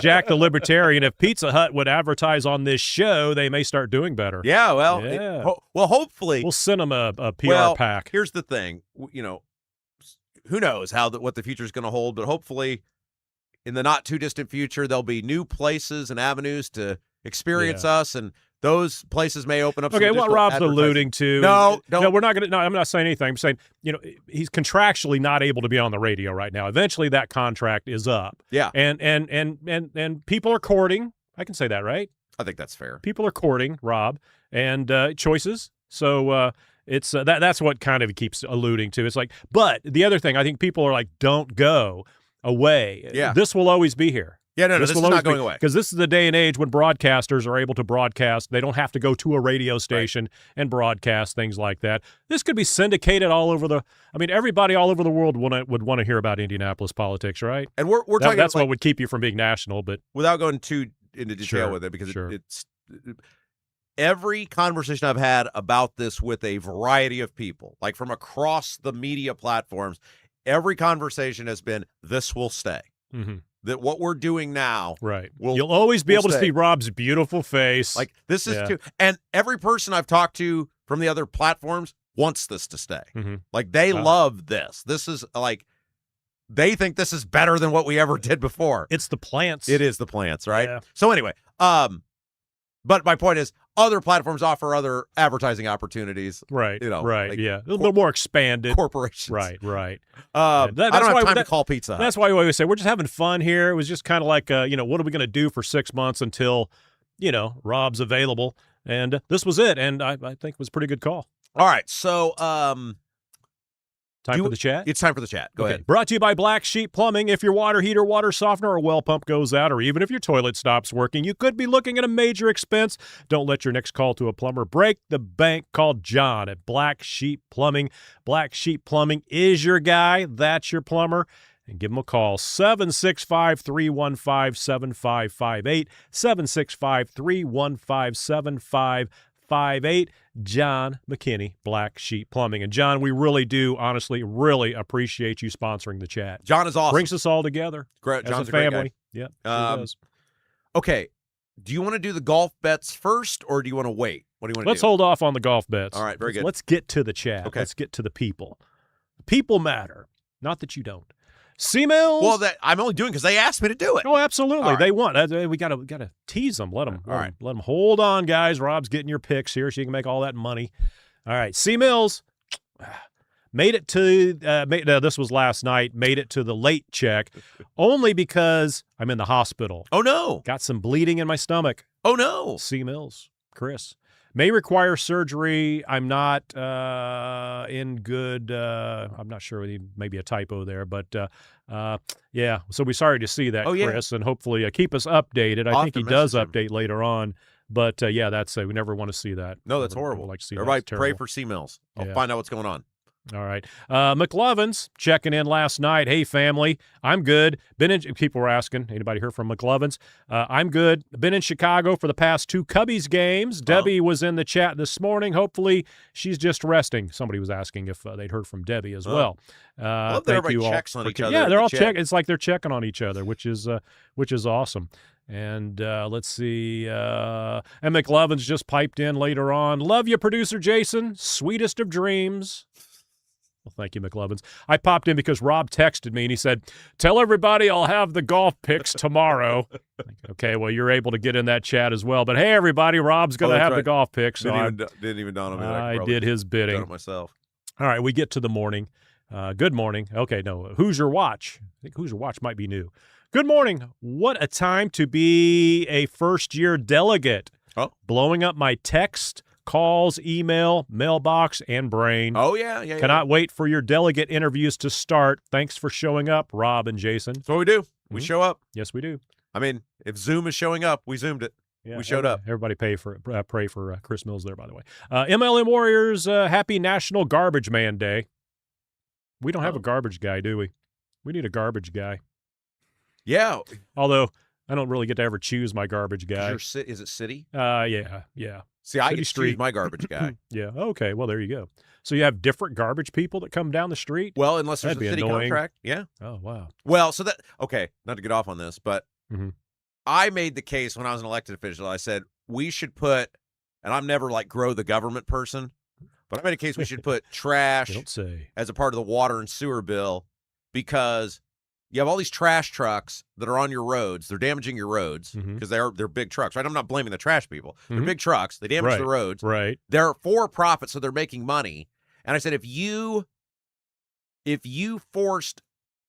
one entity, and I was not talking about the town being a trash people. I'm talking about a private entity, one of these trash companies, having to bid for the entire town. Oh, okay. The economy of scale, the amount of money you could save people. Right. Because they would want the business for the entire town. Then you have one set of trash trucks on all the city roads or town roads. You would have saved so much wear and tear on the roads. So you have multiple? Yeah. Okay. I don't think I'm not. Well, I don't know. Well, I don't know the details. The city on probably does. Okay. I think City of Greenwood is. Yeah. And I'm not sure who it is. I know they changed, but. Well, that's what I'm saying, and I was advocate for that, and of course, I can only get so much done. Right. Yeah. You're only one man. Kevin Branham, Shakey's on Shadeland was a treat for us when I was little. I played at Shakey's. I think is it still there? I don't know. There was one that was a pizza place that was there on Shadeland, 16th and Shadeland, I think. Like by you played the music? Moose. Yeah, I played guitar there. He had me in and didn't work out. He had me in there for 3 or 4 weeks and nobody cared. So it was it's like, oh, we don't need you anymore. Actually, I said, hey, you don't need me anymore. Nobody's paying attention. Is that depressing? Hey, y'all, look up here, up here. Do you need I'm up people here. to pay attention when you're playing? Sometimes they do, sometimes they don't. No. Do you need it? Like there's some guys. No, that I do it don't. that- I can just like, okay, if y'all aren't paying attention, I'll just be the backup. It doesn't bother you? Background music. Some places your background music. Some places everybody stares at you, and you can kind of like get a whole rapport going. Right. That's when you start telling the jokes and all that. But if it's not hitting, then you're just like, okay, here's some Tom Petty. You don't feel like, oh, I failed if everyone's not looking at Nah, me. it's just like, I'm just going to mail it in tonight. Because ultimately it's just whether the owner likes you or not, right? Does the owner give They you a don't pay. check? The owner's never there. I rarely Or the play with manager owners. or whatever, Yeah, right? bartenders usually. Yeah, he was really good. Okay, that's all right. So that's usually what they say. I mean, Right. what I get anyway, so I don't know. All right, continuing on. The old man, 68. Happy Wednesday, everyone. Sorry that I won't be in the chat today, but I'm heading to the hospital for an outpatient procedure. Oh, no. The old man's in trouble, Not too. a good day for the chat. Well, outpatient's all right. I'll be watching today's show on tape delay. Talk to everyone tomorrow. Okay, old man, hope everything works out Yeah. for you today. Pray for the old man, too. We're all thinking about you. Carol, let's see, hopefully nobody else not dropping off here. Carol 1776. Everyone watch the skies today. It's correct. We don't want to lose anybody in a twister or Be anything. very cautious. Coming later, 3 or 4 o'clock. Your phone, your emergency alert system, Yeah. all that stuff, guys. It could pop up at any time this afternoon. Everybody be very careful. Yep. I think they said I was coming in today 3 o'clock is when they're kind of expecting stuff to start getting a little crazy. So be home, tucked in at home. Kevin Branham, good morning, Robin, Jason. Pamela Samples. The S was a middle name. Pamela S. Samples. Good morning. Hope you all are having a wonderful day, Jason and Rob. Steve Green with an E. I watched the Gentry piece last night. Matt Gentry. I'm going to refer to him as Arthur Murray because that dude can dance around a question like it's nobody's business. That's such a great old commercial reference. Are there even Arthur Murray dance studios anymore? I remember as a kid, those used to be on TV all the I time. haven't seen the commercial. I don't know if, I mean, that's a good one. Wild reference. C. Mills back in the chat. Oh, he's back. At the old man. The patients are talking to each other. I'm right there with you. Got admitted to the hospital last night with internal bleeding. They're talking about surgery and blood transfusion. My God, Chris, I hope you're okay. Yeah, Chris. Keep us updated. Let us know. Kevin Branham. Nice shirt, Mom Kendall. Yep. That's a new one, isn't it? No, I've worn this one before. Oh, have you? I Yeah. haven't paid attention. It's my green shirt. Okay. A new person in the chat. Susan Jerkovich. Sorry. I did the first like of the show today. Oh, Well, Susan new won. one. She got in there. Yeah, I don't know how you slid in there with the first like, but Susan's that's a big winner. pretty impressive. MLM Warriors. Nice shirt, Rob. Thank you. Pam Kendall. Thanks, Kevin. Love you guys so much. You don't take credit for the shirts, Rob. Mom gets credit for the shirts. That's right. I mean, what do I do Yeah. with it? I feel that way about birthdays, though, too. We've had this conversation before, right? I don't believe in celebrating birthdays because I didn't do any work. Yeah, it's just a celebration of you. It's for everybody else to Yeah, but it's celebrate like, you. shouldn't you be celebrating the mom? The mom did all the work. It's Mother's Day and Mom's birthday. She already got 2. So I'm sure, most mothers are not that I selfish. tell people don't do anything for my birthday because I didn't do anything. I got It you. just came out. Yeah. Yeah. I moved like a foot. Great job, Rob. MLM Warriors, let's move on. At Jack the Libertarian, I think the owner of the channel needs to create a post on the community tab and then we can comment. Yeah, because Jack the Libertarian was saying there is a community thing on here. I've got to get up. I got to do this where we can put something up there and everybody can respond. Oh, So yeah, great. Derelict in my duties. I'll get on that. Kenneth Egold, the Greencastle tornado formed right over my house yesterday. Whoa. I wish I could share the photo of it. Well, if it's over your house, you probably shouldn't be out taking photos. We'll forgive you on that Kenneth, one. send it to me. No, he said he didn't. He Oh, wished he didn't? wished he could. No, I Okay. wish you would be in your basement or like I thought he said like taking he had it, but cover. there was no way for him to share it. I was like, just send it to I me. wish I could share. Oh, wait a minute. I guess he did say that. I Send wish me I the could photo. share the picture of it. Kenneth sends me the pictures when he goes to all of our Oh, restaurants. well, send it to Rob and- Yeah, I want to see it. Yeah. Oh, I'd like to see it. Kevin Branham, Rob, dive into some golf today. Yes. Okay, we'll do that here in a little bit. MLM Warriors. We're not shortchanging the chat. MLM Warriors. Well, it's Rob, not going to take like an hour for me to give him 5 picks. Your time can start ballooning quickly. MLM Warriors. Show. That's what's that's how you do 3 hours though. I'm not complaining. MLM Warriors, Rob and producer Jason knows what they're doing. The studio looks professional. They have been connected to radio. Yes, we have. That's right. We owned a station. We did. And, yep. I had a conversation with somebody about that yesterday. We didn't have plants. That's probably why we did weren't not. as successful. That building we were in was a dumpster fire. That was a mold trap. Remember that back room? Every radio station I've ever been in is a mold trap. That back WIBC, their carpet in the old Emmis building. No, what WIBC was Emmis. That was from like when did they build that building? 1980? 98. Okay. Oh, really? Yeah. Downtown, they built that late? 1998. Okay. The carpet looked like it was there from like 1952 with all the smokers. A lot of damage. Well, they had some stuff going on back like there. It too. Yeah. My the hell was I going to say? Oh, the radio station. Mm-hmm. When Jason and I owned our radio station, it was in a solid block building, and no windows, but it was like a big building. It was like an office type building. Mm-hmm. So there were a whole bunch of rooms that we didn't use. So we took the back of the radio station and we turned it basically like into a house so that we could stay there, never together. Not that there's anything wrong with that, but we would take turns. Well, the community would have found something wrong with it. They were just looking for. We would take turns going down there. Guys? He'd be down there for a couple weeks. I'd be down there for a couple weeks. Back and forth. So we didn't have to like rent a house or whatever. Mm-hmm. But that back room in this radio station, like over the radio station had been around for 40 years, whatever. People just kept throwing stuff back there over time, and it had like 40 years worth of junk. A lot of old there. albums and things. Record players. Yeah. Like an old computer. Most of it didn't work, though. No. Just full of mold. Oh, it was just horrible to go back there. Yeah. Yeah, it was kind of fun, though. I liked it. All right, continuing on. Let's see. Oh, Josh Richardson, an asshat before 10 a.m. Nice. You called somebody an asshat. Oh, did I? Yeah, Josh was impressed.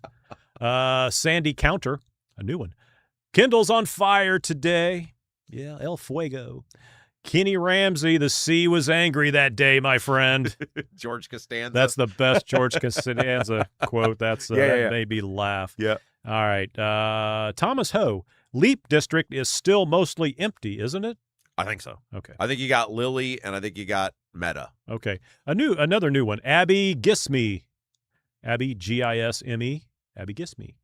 All right. You should tell us how you really feel, Rob. About this which was topic? when you were ranting. Which one? The earlier one. I don't know. The same one with the I don't know. You got to understand, Jason will oftentimes just get up and go for walks. I do. I do. Thailoa. Thailoa. Yeah. Thailoa. Probably got fired because you hurt everyone's feelings. Oh, at IBC. WIBC. Maybe. I don't know. Maybe. I think you have hurt no a lot idea. of feelings. Yeah. Mad Duck, I think we live in a literal asylum for lame brains. I think that's just a reference to everything, or to the politicians. Sue Seifert at producer Jason, can this Brownsburg be clipped and posted as a standalone? Lots of ISDs in the country need to hear this. Yes, the interview from today will be, Rob will make that live after the show as a standalone interview that you can enjoy again, Sue, and you can share it to your heart's content, and we do appreciate it. Just like user TP5GP6WT4H says, That's a lot of letters. Really enjoying your show. Nothing like it. Oh, thank you. It is very original. Thank you. Sue Seifert, hit that like. Are we at 200? I think we're at 200. Oh, wow, that's I wonderful. think we're at 200. That's great. All right. Robert Schwartz, I graduated 1973. I remember we had a small building where the superintendent and a couple others had offices. Now schools have administration offices larger than the schools used to be. Yeah, so I live around the corner from what was the old administration building, and it's like, it's just a little, I don't know, maybe 1,000 square foot building. Mm-hmm. And now they're in my old elementary school. And it's like, what are we doing here? What are we doing here? Kevin Branham, I hope other school districts watch this segment. Maybe they'll learn something, like do the work. Well, and here's the thing, because I posted that Shane Hacker was going to be on our Townie Chatter board today, the one I'm not banned from. I got banned for life from the one Townie Chatter board because, did I ever tell you this? Man. No. During COVID, when COVID first started, I was banned from the Townie Chatter board I'm like Pete Rose, Joe Jackson. I said, if you're leaving your business open during COVID, let me know and I'll come eat there. Mm-hmm. And they you banned got me banned for for that? life. I've never been reinstated. Wow. 6 years ago, 6.5 years ago. It's not that difficult to get banned from a towny chatter. It wasn't like I was saying anything because profane. you're always going to throw some smart ass comment because everybody you live around's an idiot. But I was just like, I'll go to. support local businesses. Numerous people have tried to get me reinstated. Whoever runs that thing won't let me in. But the one I'm allowed on, I posted this, and some guy got all pissed off and was like, this about schools and that. I was like, okay, I'm not disputing that the whole thing's screwed up. Right. But until the state changes the rules of the game, you should be pretty damn proud you live in a community where the school didn't do a referendum because they control all the cards. So, like, you're bitching at the wrong guy here. The kids need another pool. Rusted Bolt Garage. Yep, you're at 200 likes. Hey, thanks, everybody. Yeah, there you go. Shrog Sandwich. Mr. Sandwich just came home and said he saw Rob's sign in Greenwood. That'd be on exit 99, Main Street in Greenwood. All right. I've met Mr. Sandwich. That's very close to the Mad Hatter Comedy Club. I've met Mr. Sandwich. He's a fine man. Oh, have you? Oh, I'm looking forward to it. They came to our last live event. Oh, is that right? Okay. Get your tickets if you haven't yet. I was there, but I was an unknown entity. So. You got a whole standing ovation from everyone. Well, nobody really. You just said producer Jason, and everybody could. Well, everyone but they clapped. didn't know who I was. They was like, "Who's that?" No, I hadn't established my. Get your tickets if you haven't yet. June the 27th, Mad Hatter Comedy Club, Greenwood live show. You can get your tickets. The link is right there. RobKendallShow.com. Week and a half to go, people. I got to sell these final few tickets. Don't be left out. You want to be there. Debbie Holcomb. Okay, now we get to the critique of my my set. With we've got two sets here. This one I think we've pretty well accomplished. It's not done though. There's one other thing I'm going to do here. Now that I know we're going to be here a little while, one other thing I'm doing with this set that's going to be awesome. And then we've got a whole nother wall over there that we do the interviews on, and I'm still kind of like not sure what to do there. So we get a little criticism, and that's okay because I like this. It helps me. It focuses me. Debbie Holcomb. The plant and the microphone stands make the middle very distracting and busy. This is for the interview segments. I'm waiting for the plant to eat them. Maybe the table and the microphone stands only? Question mark. The 0601 O board. No, Debbie. We need more plants. Debbie responds. I think the board guy, what's his name? 06010. He's been that must be a zip code. Yeah, I don't know what it is, but he's hilarious. He's been on Twitter for years with the old radio show. That guy, I mean, I love all of our chatters, but he always says something funny, and I can't get enough of him. Shrog Sandwich says you must have met someone else. He says it wasn't me, dog. I was there with losing everyone. What's going on? Okay, here? Shrog Sandwich was there with Mad Duck, but I don't believe Mr. Sandwich showed up. So I think you just I inserted a man into her life. Whatever happens at the live show stays at the live show. No, sorry, Mr. Sandwich. We're not implying anything like that. Well, whatever. No. Well, maybe I'll meet him at this live show. Did you buy your ticket, Mr. Sandwich? We'd love to meet you and your lovely wife. All right. Debbie Holcomb, replying back to the 0601 O board. Maybe a plant with smaller leaves. This one has leaves as big as their arms. Well, that's the, what do they call that? The banana plant or whatever the hell? What is that? I don't know. The big one there? The plants are your Somebody department. called it something. I don't know. It's not a corn stalk, at least. So, Robert Schwartz. Yeah, the plant with the mic stands extended as they are does give off a sci-fi appearance. Little creepy arms growing out there, but that's, hey, man. I bought those like a couple months ago, and it's like, I got a plan because I have to, otherwise we had to move these microphones over there, and it was just a pain in the butt, and everybody trying to come in and do the interviews, and they're watching me run around and set everything up. So now all I have to do is just move a camera, and we're ready to go. Inside stuff there, inside stuff. Kevin Branham, good information in this segment, Rob. Not sure what segment that was. Probably the interview. That would have been it. All right. Charles Ludi. It's gratifying knowing that there are competent people in the public schools advocating for taxpayers. You don't see this often enough. Eye-opening segment. Yeah, and this is the thing. Like, again, I'm not saying schools don't have enough money. I'm not saying that at all. They have too much money. But as long as the state's going to set up a system where these guys get what they get, and then they did get screwed. I mean, they were trying to move existing money. A hacker went into that whole thing, and that was ridiculous. I mean, And they were getting thousands of emails. Like, these guys did everything right with this. They had these community meetings. They're like, please email the legislature, ask them to let us move this money. If they'll just let us move this money, we don't need to do any of this. Mhm. And then they got told to fly a kite on that. And then, they did this other thing. These guys didn't have to do that. Now, I told him afterwards, I told him in the interview, I said, I think that thing probably would have passed. Probably. But I had them scared enough that they weren't sure it was going to. So.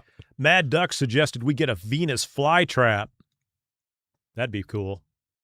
Throw a few flies out like there. on Mario? No, Venus fly is literally a plant called a Venus flytrap. Have you never seen that? They come out of in Mario, Super Mario. They eat the stuff. I know. I mean, okay, but in real life, they have teeth. Yeah, Yeah, that sounds very scary. That would be interesting. But and somebody else said this looks like an elephant ear plant.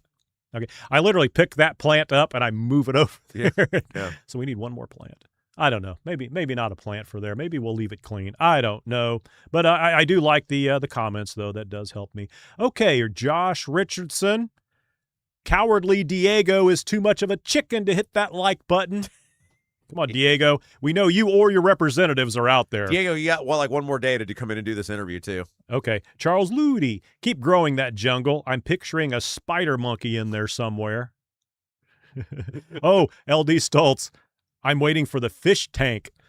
That would look pretty cool. That would look pretty awesome with the green light. Jack the Libertarian, correct me if I'm wrong, but Ballard, was he not the mayor that was responsible for me paying higher taxes on food and beverage for Lucas Oil? No, he was not. That was guy before him, Peterson. But Bart. that was actually done through it was done through the state, right? Mm-hmm. The state did the deal. So, background, real quick, and then I know we got other stuff to get to. I know, yeah. Your golf Daniels believed Peterson was going to run for governor against Mitch for his reelection. Mm-hmm. And Daniels is a brilliant guy.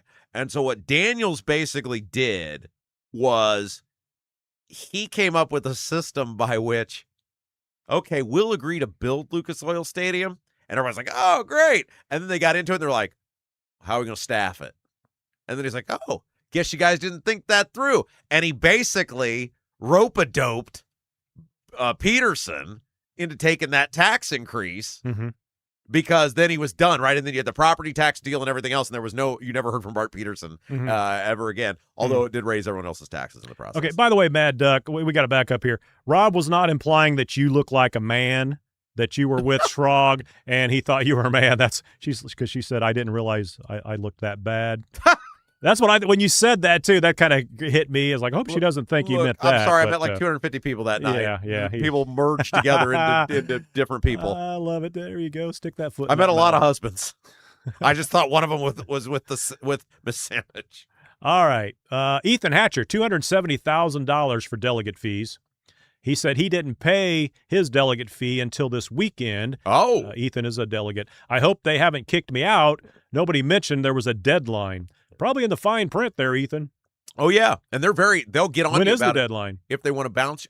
You would think that would have passed. Well, it has. Now, look, Ethan, Ethan, you're very lucky that the Marion County and Ethan, Republican will Party they give you that money back is if the most inept group of people that ever walked the face of the earth, so they probably weren't even on it. I mean, They're not coordinated enough to pull that off. But I guarantee you, in those counties where people are on it, they were going to enforce those deadlines. Mm-hmm. All right, and I know Rob's got to give his golf picks here, and then we've got some people coming in, so I need to wrap this up. But we'll end with Joseph Norris. Yeah, I love Joseph. Who says, talked with Lauren Wilson at Properties yesterday about selling my home while trying to buy another, and I am feeling better about the whole process now with her professionalism and ease of talking with. I bet she would be I think she probably would put you at ease, and because you never know what you get when you call any sort of professional. It's like, are they just railroading me? Are they only in it for themselves? I do not get that from Lauren at all. No. She's cool. She's fun to hang out with. All right, so go ahead and I'll hang out while you talk about your golf picks, if you don't mind. Oh, well, the chat brought to you by Black Sheep Plumbing. Yeah. Okay. Well, I'm not going anywhere. Okay. Go ahead. All right, so here's how... I'm sorry. Yes. One quick question. What does what does he do for a living? What is his occupation? Well, he was in the military. Uh-huh. He was a clerk for the Court of Appeals in Chicago. So is he unemployed? No, he's an attorney. No, he's an attorney. Okay. For, but it's not like criminal. What are they like? Not. Well, he's a. I'll ask him the. There's a. Well, he's an attorney, right? Law a specific license. type of an attorney that he Okay. is maybe patent law or something. Okay. Like well, that. as young as he is mean, didn't know if he had a law license. He's an attorney. He did there. I'll ask him today in the interview. What type of attorney are you? He's not a criminal like defense attorney. He works for a firm, I think. Okay, gotcha. Yeah, that was just there. We go. My mom asked that. Yeah. You know what? I don't even know. Yeah. That was something. I met the guy. And I haven't heard. So I'll ask him again today. Well, there you go, Mom. There you go. Okay, so here's how we do the golf. By the way, the U.S. Open starts tomorrow. It is the greatest golf tournament in the world. All these people tell you the Masters is better. They're on drugs. The U.S. Open is our nation's championship. It is they rotate between about 7 and 8 courses, circles back through. They're the best golf courses in the world. It's the national championship. It ends on Father's Day. It is the greatest test of golf. They make it the hardest course every year. It's the best golf tournament in the world. And when I bet the majors, as most of you guys know, I rarely pick favorites because that's boring. So I try to find. And you don't win much when you pick the favorite. No. But if you know what you're doing, you can get a pretty good idea based on the way the course is set up, previous tournaments there. It's at Shinnecock Hills this year. It's a very historic course. It's in Long Island. The wind is going to be crazy. It's going to play more like a British Open course than an American course. And so I try to take guys that are in like the mid tier, like dudes who can win. Mm-hmm. I'm not taking 1,000 to 1 guy. I'm not taking some guy that qualified off his local Muni course, but I'm also not taking Scotty Scheffler. So okay, Scheffler favored. He's the favorite, Okay. overwhelming favorite. So how far down are you going? I'm going what I call the tier 2. Okay. So I have. Where does that start? So it starts at 25 to 1. So give you an example. Scheffler is 5.5 to 1. Okay, but if these guys were ranked, Yeah. like So Scheffler's 1, then 2, 3, 4. Yeah. How far down are you going? this guy'd be about number 10. Okay. And then I work my way back. So like between 10, probably 10 and 30. These guys are between 10 and 30. Wow, in the you'd rankings. bet on somebody like number 29? Oh yeah. If you know what you're golf, there's a lot of luck that goes into golf. True. Good bounces, all sorts of stuff. Now, Right. usually what I'll do is I'll pick 4 or 5 guys, put a few bucks on them. Their odds are so long you don't have to bet a bunch of money. And if the guy gets you 2 good rounds, then you've bought 3 days of entertainment. Sure. And then on Sunday, if your guy's out of it, you can always just pick somebody else and get in on it. Okay, so here's what we're doing, all right? So, and I'll tell you my reasoning on this. Shinnecock Hills, if you miss the fairway, you're done. It's a wide fairway, but if you miss the fairway, automatic bogey. You got to get somebody who can drive the ball straight. So we're going first and foremost, Ludwig Oberg. Ludwig Oberg, he's been the new guy, the guy that's supposed to go into the stratosphere. He's 25 to 1. He's our first pick, Ludwig Oberg. He's statistically the second best driver on the PGA Tour this year. So he's going to hit a lot of fairways. He can't putt, but he might not have to. So a buck gets you $25. $25. Win $25. All right. Awesome. Ludwig Oberg, number 1. Ludwig. Oh, Ludwig. Ludwig Oberg. It's an A, but it's got the circle on top of it, so it's pronounced Oberg. Yeah. Ludwig Oberg. He's from Sweden. Number 2, Justin Rose. Justin Rose, he's won the U.S. Open before. Sounds like a wrestler. He is he's from England. He was a great amateur golfer. He was supposed to be the next guy who was going to challenge Tiger. You bet on foreigners? Oh, yeah, all the time. It's his British Open course this week, so you got to bet on the foreigners. Oh, okay. Yeah, he's from England. He had like a 10-year period where he did nothing, and then he came back later in golf, and he's been great. I believe he's the number 4 or 5 player in the world. You can get him right now at 40 to 1. He is one of these guys who every time you watch him play, you're like, how does he do so well? There's nothing he does great. He just he really grits his teeth, and he just finds a way to make pars, which is what you need to do at the U.S. Open. Justin Rose, 40 to 1. Third player, Tyrell Hatton. Tyrell Hatton, nobody sees now because he's on the Live Tour. He's a foreigner. He's from Europe. He is a complete ass. He swears all the time. He always looks like he's going to snap his clubs. That's what you need at the U.S. Open. You need a guy at the U.S. Open who hates the course more than the course hates him. Tyrell Hatton, you can get him at 40 to 1 as well. Patrick Reed. Patrick Reed won the Masters a couple of years ago. Sounds like an American. He's on the Live Tour now, so nobody sees him. We love Patrick Reed. Here's why. Patrick Reed looks identical to a guy that was on To Catch a Predator. His screen name was Meat Rocket 08. Patrick Reed looks identical to the guy on To Catch a Predator whose screen name was Meat Rocket 08. Somebody should change their name on here to Meat Rocket. 08. 08. 08. Okay. Our Meat favorite Rocket part about 08. the Meat Rocket 08 guy, that means there was Meat Rocket 01 through 07. People had the old Unless he was names. born in 2008. No. This guy was like an adult in the early No, he wouldn't be. 2000s. That's true. Yeah, He like would he's a be. 30-year-old dude who Okay, showed up all right. and ran into Chris Hansen. Mhm. Patrick Reed almost won in 2018 when the U.S. Open was at Shinnecock. He's a good striker of the golf ball. His odds are long because nobody sees him play anymore because he's on live.